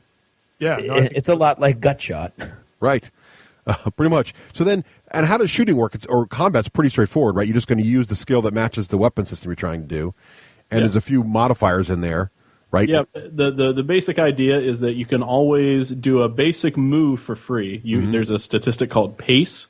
And for most characters, it's like 6 or something like that. And that's how many, if you're using a battle mat, that's, I believe that's how many like inches you can move or, you can abstract it however you like. You always can move, and then you can do one action, whether that be shooting, using an item, doing all sorts of things. Now, if you really need to, if you need to shoot with both of your guns, right? If you need to do 2 separate attacks, the game allows you to do that. There is something built in there, but for each action you take beyond your one free one, you get a penalty to all of your actions that round, equivalent to how many total actions you took. So if you took like 3 actions, if you shot twice and then tried to run, you're not going to do real well because you're going to have like a -2 or -3 to all of your trait tests that turn. Right. So it's nice because in that one moment where you really need to be a big damn hero and do something cool, you can try it, but it's going to be steep penalties for it.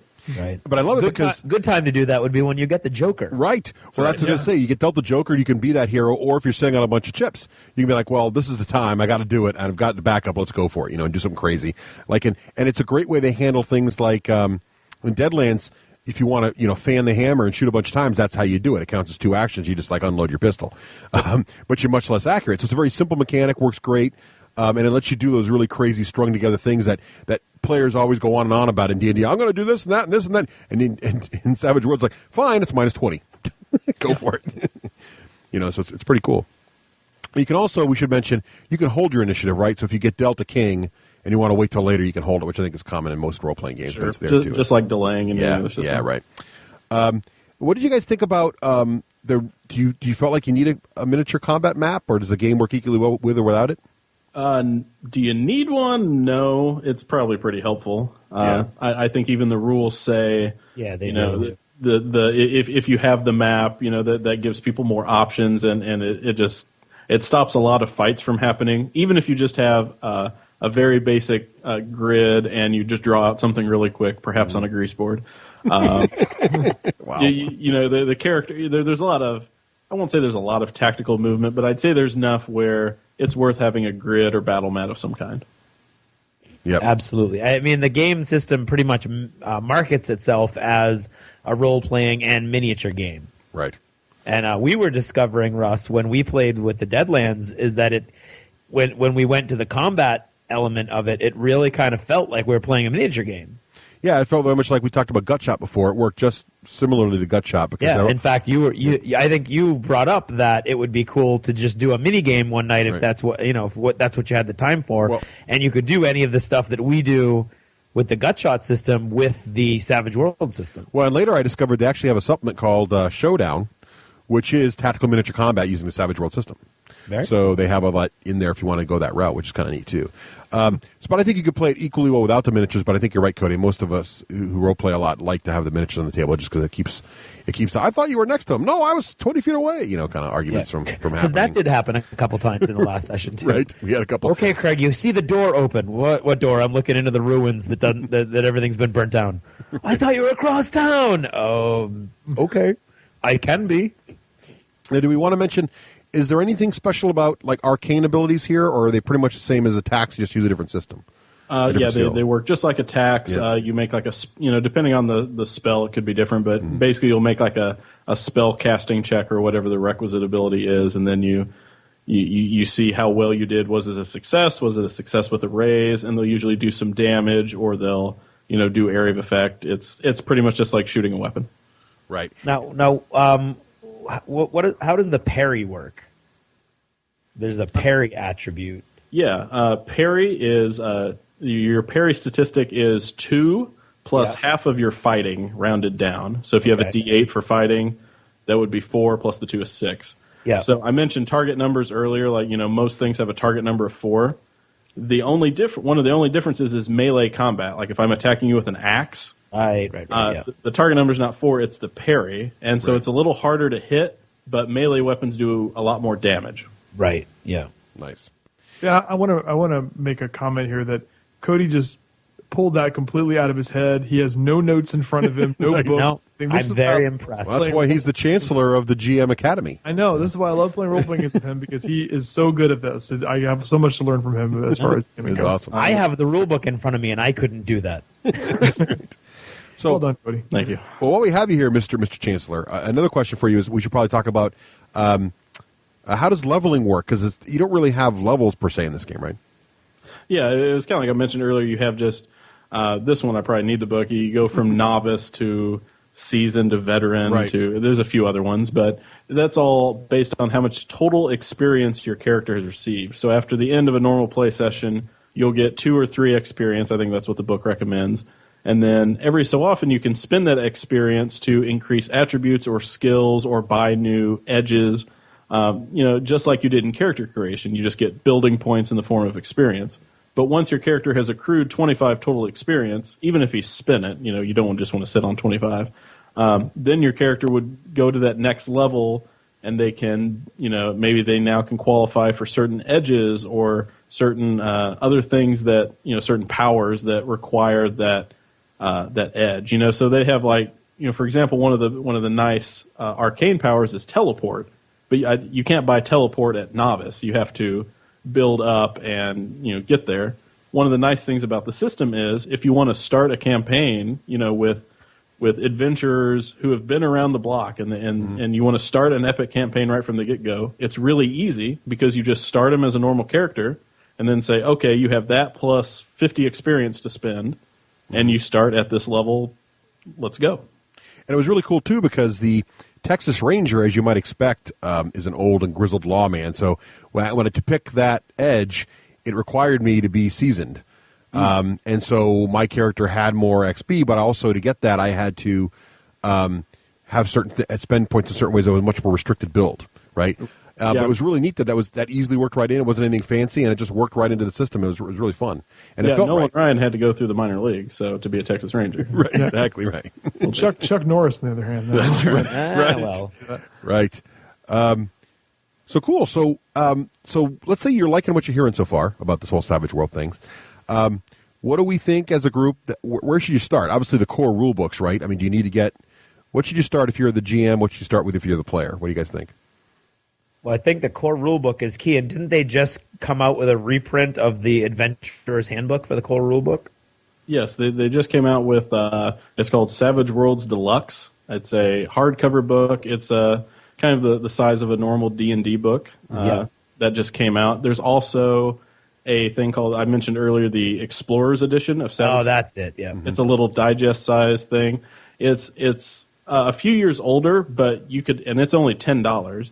You can buy that, and all of the updates that are in the deluxe edition are available online for free from Pinnacle. There you go. So, if you're just a player and you don't really want to spend a ton of money, the Explorers edition would be more than enough, but the deluxe edition is pretty deluxe. It's nice. That's the one I'm holding right now, and it's pretty cool, full color, lots of cool artwork. Mm-hmm. Nice. Russ would approve. I don't know. I do like it. I've looked at it very carefully, and I like it a lot. And then the other thing I did was for the supplements. Many of the supplements have two different books, right? There's I think there's the source book, which is essentially the part for the GM, like this Deadlands Reloaded, the GM book, and then there's also the player's guide, like Deadlands Player's Guide. Yeah. So I think you only need one player's guide per group. I'm not sure if every PC would need a player's guide. No. Yeah, well, it's like the player's handbook for D&D, right? If you have one to pass around, that works fine. Well, it's like the player's handbook would be more equivalent to like the deluxe edition or the Explorer's edition. Oh, I see what you're saying, right? And that wouldn't be bad for everyone to have a copy, but it's certainly not necessary. But for the setting books, I think you only need like one Deadlands player's guide as a reference. I think that would be more than enough. Yeah, because you're just going to need it basically for character creation.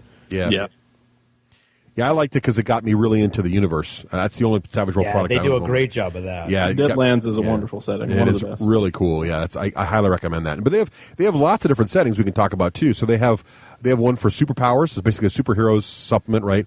I think it's actually. Can I talk about this one just for a second? Yeah, go for it. One of the best RPG premises I've ever come across. It's a game called Necessary Evil. I love it. Love it. Yeah. Love it. And the premise is that an alien race invades Earth, and all of the superheroes go and fight it, and they get their butts handed to them. I mean, they just get annihilated. Right. So this evil alien race comes and occupies the Earth. And basically the supervillains all kind of get together and realize that they're the only ones who can fight off this invading alien race. Yeah. Because they want to rule the world, not the aliens. Right. So it's interesting because everyone is playing super villains, but working toward a common good. Yeah. And it's just an amazing premise, and it's really fun to play. Yeah. I was lucky enough to find the little paperback version of that at a local store, in the dusty back room somewhere, and I love it. I want to run one of those because it's really cool sounding. That's cool. That's all I got to say about that. Yeah. But lots of cool choices, even like Sundered Skies, which looks sort of like Sundered Skies. The artwork on that reminds me of like the old Spelljammer. Do you guys remember Spelljammer? Yeah, I played Sundered Skies. It's a mix of like dystopian future meets fantasy meets airships and spelljammers. It's really, and it's got like some pirating mixed into it. It's very nothing. How can you go wrong with that? Yeah, can't go wrong with pirates. That's always good. And speaking of pirates, there's a Pirates of the Spanish Main source book, so they pretty much got it covered. If there's a setting you want, it's probably out there for Savage Worlds. They've got a lot of choices out there. And it's really easy to make your own, even with the things they have just in the core rule book. That'll give you enough of a spark to, if you want to build a Space Marine game and just use Savage Worlds, you can pretty much do that by the book. Yeah, there's a horror companion too. And there's a Cthulhu companion. There's all kinds. There's plenty. It's awesome. So I think before we run out of time here, and we get shut off due to power consumption. We should mention. Wow, I forgot what I was doing for a moment there. We should rate this thing, all four of us here, real quick, in the patent pending D6G rating system. But before we do that, Cody Jones or John, who wants this? I'm giving it to Cody. Okay, Cody. Oh, geez. In the style, I was going to say in the style of a retiring podcast host, but I decided maybe that would be appropriate. Okay. So I'll go with, how about this? In the style of the Chancellor of the GM Academy. Ooh. Please describe the patent-pending D6G rating system. Students, please be seated. Students, Yes, thank you. students, please listen up. Yes, well, this is an entirely terrible system for rating games, but I'm going to explain it to you. See, you actually want a low number, if I'm understanding that correctly, a low number. It is as if you were rolling a six-sided die, and you needed the target number to be, for example, 3+. Only six-sided? Only six-sided. That's not enough size. Simple minds, John. All Simple right. minds. Transfer. Continue. Yes, and so if you really liked a game, you might say, oh, I will give that a 2+ with the option of a re-roll in case you do not hit your target number on the first roll. Is that better? By their system, yes, but they're New Englanders. They're Indeed. simple folk, colonial folk. But if you did not care for a game, I would rate that, that's probably a 6+. As a 6 is, you have a 1 in 6 chance. It's probability, you see. So that is the patent-pending simple rating system, I think. Well done, sir. Well done. Thank you. So, Craig, why don't you start off? What do you think? How would you rate the average role player? Let's go with that. All right. The average role player, I think, would like playing. I think would like playing with Savage Worlds on a 3+, or maybe a 4+ with a reroll, because there are those. There are some mechanics that I think really wouldn't jibe. But to briefly go over the parts I really like. I love character creation where you're in control of what's good and where your deficiencies lie. I hate rolling up. I always have since the very, very beginning of my very first little red box Dungeons and Dragons game. It didn't make back in 1878. Sorry, that's what was going on in the background while I played my first Dungeons and Dragons game. There's any wars going on in 1878. Indeed. But there were definitely fifing going on. There was fifing, yeah. And that's what I was going for. But anyway, I really enjoy that you have sort of control of what you're creating, because you're going to be playing this guy, and you don't want to be stuck with the guy who's anyway, I like it. Combat, like it. Core mechanics, like it. Yep. So I just like it. So I'm gonna go with 3+, and with the caveat that those who do not like it really, really won't like it. True. And I have met one or two people who really, really didn't. Actually, I wanted to ask you, gentlemen, when you said that you'd played a game that you started out with one system, right? What was the system that you switched over? Hollow Expedition. Yes. Because locally, there's a group that's thinking about going from Mutants and Masterminds into the superhero Savage World expansion. I was wondering, how did that translate for you guys when you went from the original purpose-built system, if you will, to the Savage World system? It was hard to measure just because everyone was used to Hollow Earth, and we only did Savage Worlds for the one system, so people were learning the rules.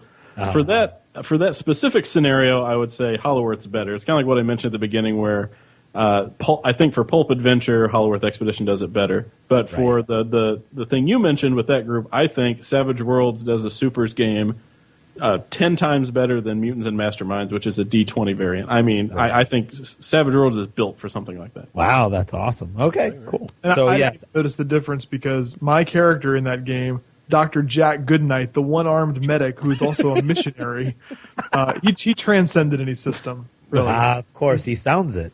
He could have played in Cthulhu, whatever. Right? He does sound like he transcends. Excellent. Then I will stick with my 3+. So let's alternate. So, John, what do you think? And this is you're asking about Savage Worlds as a system or Deadlands specifically? I would say Savage Worlds is a system, but throw in any caveats you want for your die roll. So if you want to give a bonus because if they're playing the Deadlands version versus general, you whatever you feel is proper. Okay. Any discussion that we always have about role playing, there always seems to be the big dichotomy between role playing ROLL and role playing ROLE. Mm-hmm. People who really want crunchy systems with a lot of rules and a lot of die rolling and a lot of line of sight and tactical miniature stuff. And then you have the folks who just want to sit around and tell a really great story. And so if you're a ROLL player and are really interested in those crunchy rules, I would give this game at best a 5+. Oh, all right. But it's not. It's crunchy. There are some games that are a lot more free form and less even less crunchy. But I would consider this to be a very role playing friendly system as far as ROLE playing. Mm-hmm. And so if you're more of that bent, if you want to get together and have a somewhat rules light system to tell a really good story that can be very, very cinematic, then I would give that probably a. I'll agree with Craig and say a 3+. I will agree 100% with John's modified assessment. Yeah. In fact, I like the cut of your jib, John. I'm going to agree with you completely. I think that's right on. I think the idea that if you want a crunchy, if you like what D&D's 4 is done, which is basically a tactical miniature war game wrapped around a role-playing game, or vice versa, depending on how you look at it, then I think this will not appeal to you as much. But if you really want a game that's very, very much more story driven with lots and lots of great fluff. I think you're right on. I don't need to say any more. John, you totally summed it up. I'd say 3+, 5+.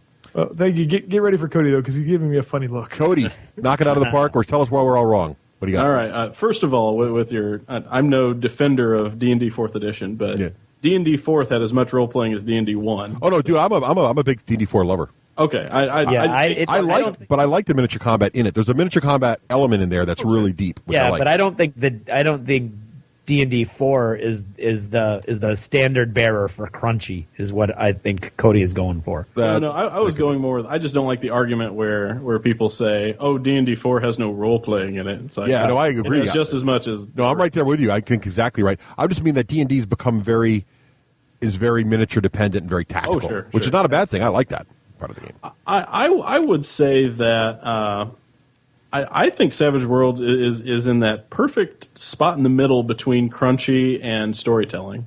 I think if you really get into it with some of the edges, and if you want to play it purely tactically, I think there's enough crunch there to both satisfy someone who's a big tactical person, but not leave Joe the role player in the dust with all the tactical choices. It's pretty simple what you can do on your turn, but I think there's enough there to keep it interesting. It's a lot like what I agree with you, Craig, where if people hate it, and a lot of my local group does, and that makes me sad because I really like it, then they're going to hate it. There's not a lot of middle ground with this game. Right. I think when we reviewed this game way back when, I'm on record as saying if you own just one role-playing game, if you just own one, then this is the one to get because of the versatility, and it does most things well. I think it does most genres well. The points I would detract from it is that it can get kind of swingy without some house ruling in there, and the fact that if you exclusively play it, that everything starts to feel the same after a while. Like a high-level fantasy game will start to feel mechanically like a high-level sci-fi game. You have the same stats, you're rolling the same skills. But I think that's really only a problem if you play it a ton. And if you play it a ton, you obviously already like it. But I dig it. It's got some cool settings. I give it 3+ with a reroll. Nice. All right. Well, thanks, Cody and John. Thank you so much for coming on the show this week. We really appreciate it. Thank you for making this one of your stops on your farewell tour. I know. This may be the only stop, actually. I think there's only a couple stops. This may be the last one. Oh, well. Well, we hope you get on the caboose of that train and stop a few more times before you go. We love hearing you on the intertubes, and I know a lot of people do, so we look forward to hearing the last few shows, and we'll miss you a lot. Yeah, and I hope we hear you back here every now and then. Yes, also. Yes, please Absolutely, come back. We'd love to. So, yeah, thanks so much, guys. Thanks, guys. Thank you, guys. Bye-bye. Bye.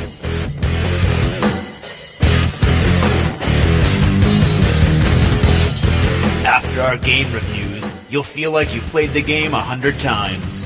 After our interviews, you'll feel like you've known some of the biggest names in the gaming industry for years. After a single episode, you'll feel like the time just flew by. And once the headache clears, you'll know you'll never need another gaming podcast again. The D6 generation, born to game. And now let's talk a little bit about vacations, because who needs a vacation more than us? Right. I do. I mean, seriously. And gamers, I mean, think about it, guys. For our free time, we game. Gaming is intensive on the brain. It is. So we need to make sure that our vacations live up to it. And what could be better than more gaming? So we'd like to talk a little bit about Geek Nation Tours. Yeah, our friends at Geek Nation Tours do an awesome job with not only getting you to the games on time, especially in areas you're not familiar with, but also having cool ancillary activities. How'd you like that? Ancillary activities. Ooh, that's very nice. I also like to get you to the games on time. Right. For you while you're there. They should trademark that or something. I'll take 10%. And right now they got coming up. Now, we've been talking a lot in recent episodes about the big Gen Con Geek Nation tour going on, which will be there at the opening dinner, all that good stuff. I think it might be too late, but you never know. You might still be able to squeeze in. Their website still says now booking. I would say beg and try to beg. get in. That's what I would say. Just call up Tara, say, please let me in. I really want to go. And I'm sure he'll hook you up.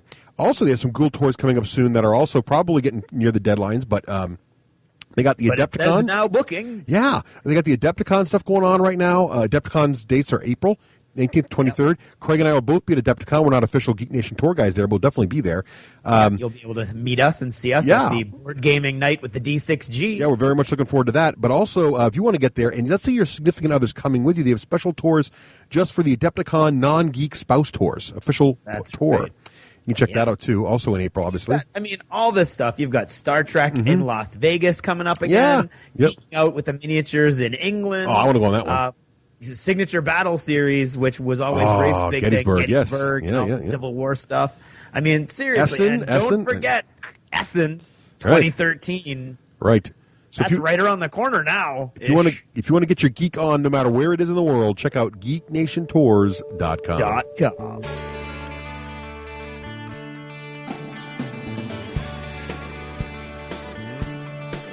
This edition of Jever Notice is brought to you by Rick from Connolly, Perth, Western Australia. Big shout out to our Thursday night gaming group, the regulars Paul, Tara, and Selby, and the occasionals Nick, Vic, Harry, Jason, and Fee. Did you ever notice how long it takes for a habit to really manifest itself? I mean, it takes a long time for us to really get into the grips of something that, we do over and over and over again. And it makes me think, whenever I start thinking about this particular topic, which I will get to eventually, is it nature or nurture? And of course, that is the standard benchmark of philosophical discussions, especially in education. For instance, was I born a magpie gamer, or did I become a magpie gamer? And I have to say that I think I was born a magpie gamer. When I was little, I used to think about all the different toys that I could have, and of course, hey, anybody else out there start to get an inkling that you were a gamer when you were collecting Star Wars toys and you absolutely needed more than one X-Wing fighter, and because there were more than one X-Wing fighter in the movie, and you needed a bunch to do the actual tactics, and your parents were like, we already got you that toy. That's neither here nor there, but that's something I think about also. But so my parents were very good to me, and they grew up without a lot of money, and we didn't have a lot of money, but they spent a lot of it on my sister and I. And so I had a lot of toys. And I remember probably around the age of 12 or 13, I couldn't play with anything for more than like a week. And I actually remember realizing, oh my God, I only play with something for a week, and then I move on to something else. And it must have been even younger than 12 or 13, because I'm talking like G.I. Joes, and then it would be Star Wars, and then it would be Indiana Jones. And not all of these were action figures. Some of them were playing outside with my friends, but it never lasted more than a week. And I felt like there was maybe something wrong with me, that I couldn't focus on these toys, these great toys. Even then, I knew I had these great toys, but I couldn't focus on it for more than a week, and I would go on to the next thing, and I would feel really guilty. And my parents, like for Christmas, my parents would buy me all this stuff, and I would play with it for a week, or I wouldn't play with it at all, and then a couple weeks later I would play with that. And my parents, I know, eventually were just like, no, whatever, it's Greg. But I just couldn't put a finger on it. But I knew that there was this thing about me that I could never play these toys, play with these toys for a long period of time. Now I would go back to them, of course.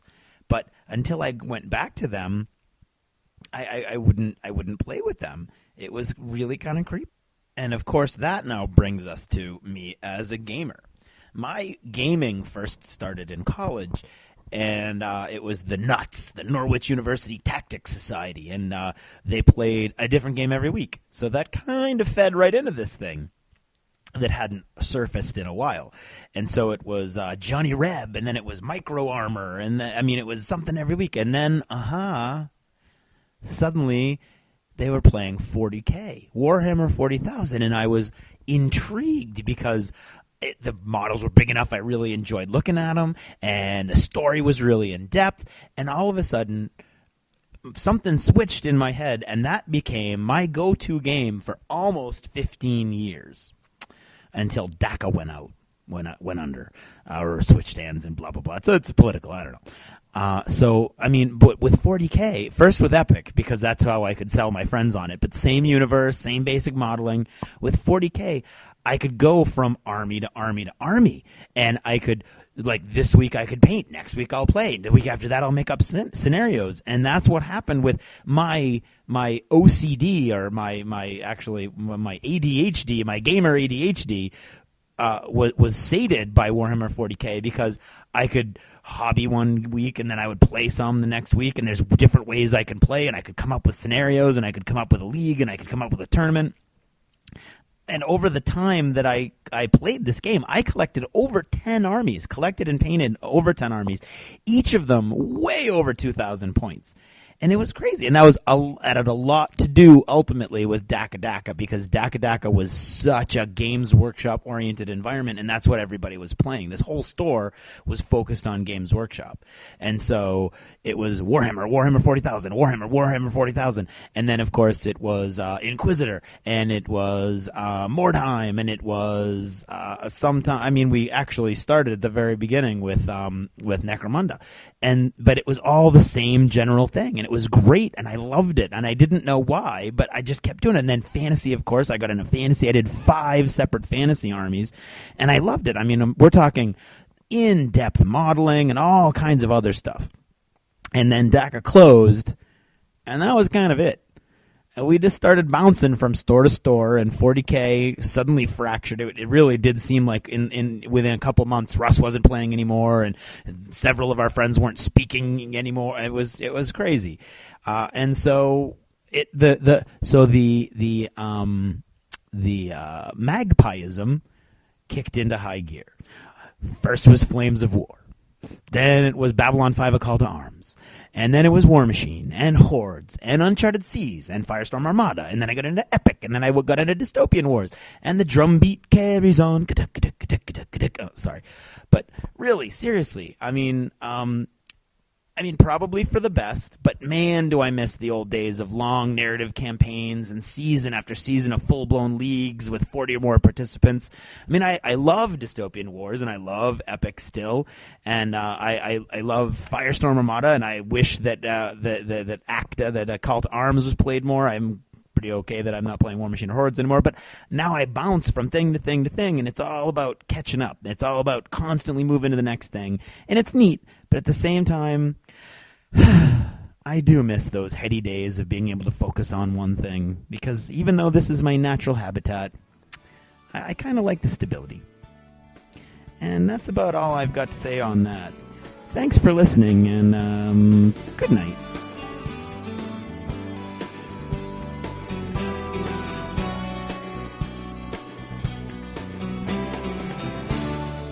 Achievement unlocked! You've made it to the end of another D6 Generation episode, the podcast whose humor has universally been acclaimed as not too horrible. Please let us know what you thought of the show by either emailing us at info@the d6generation.com or by posting in our official D6G episode thread at the top of the DACA Discussions Forum on DACADACA.com. If for some inexplicable reason you actually enjoyed this show, you can help others find out about it by leaving positive reviews on iTunes. See you in 2 weeks. Thanks for listening, and happy gaming.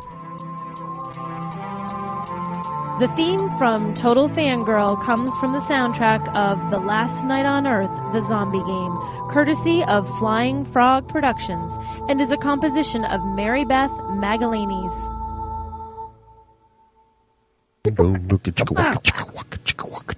So I saw Star Wars in 3D today.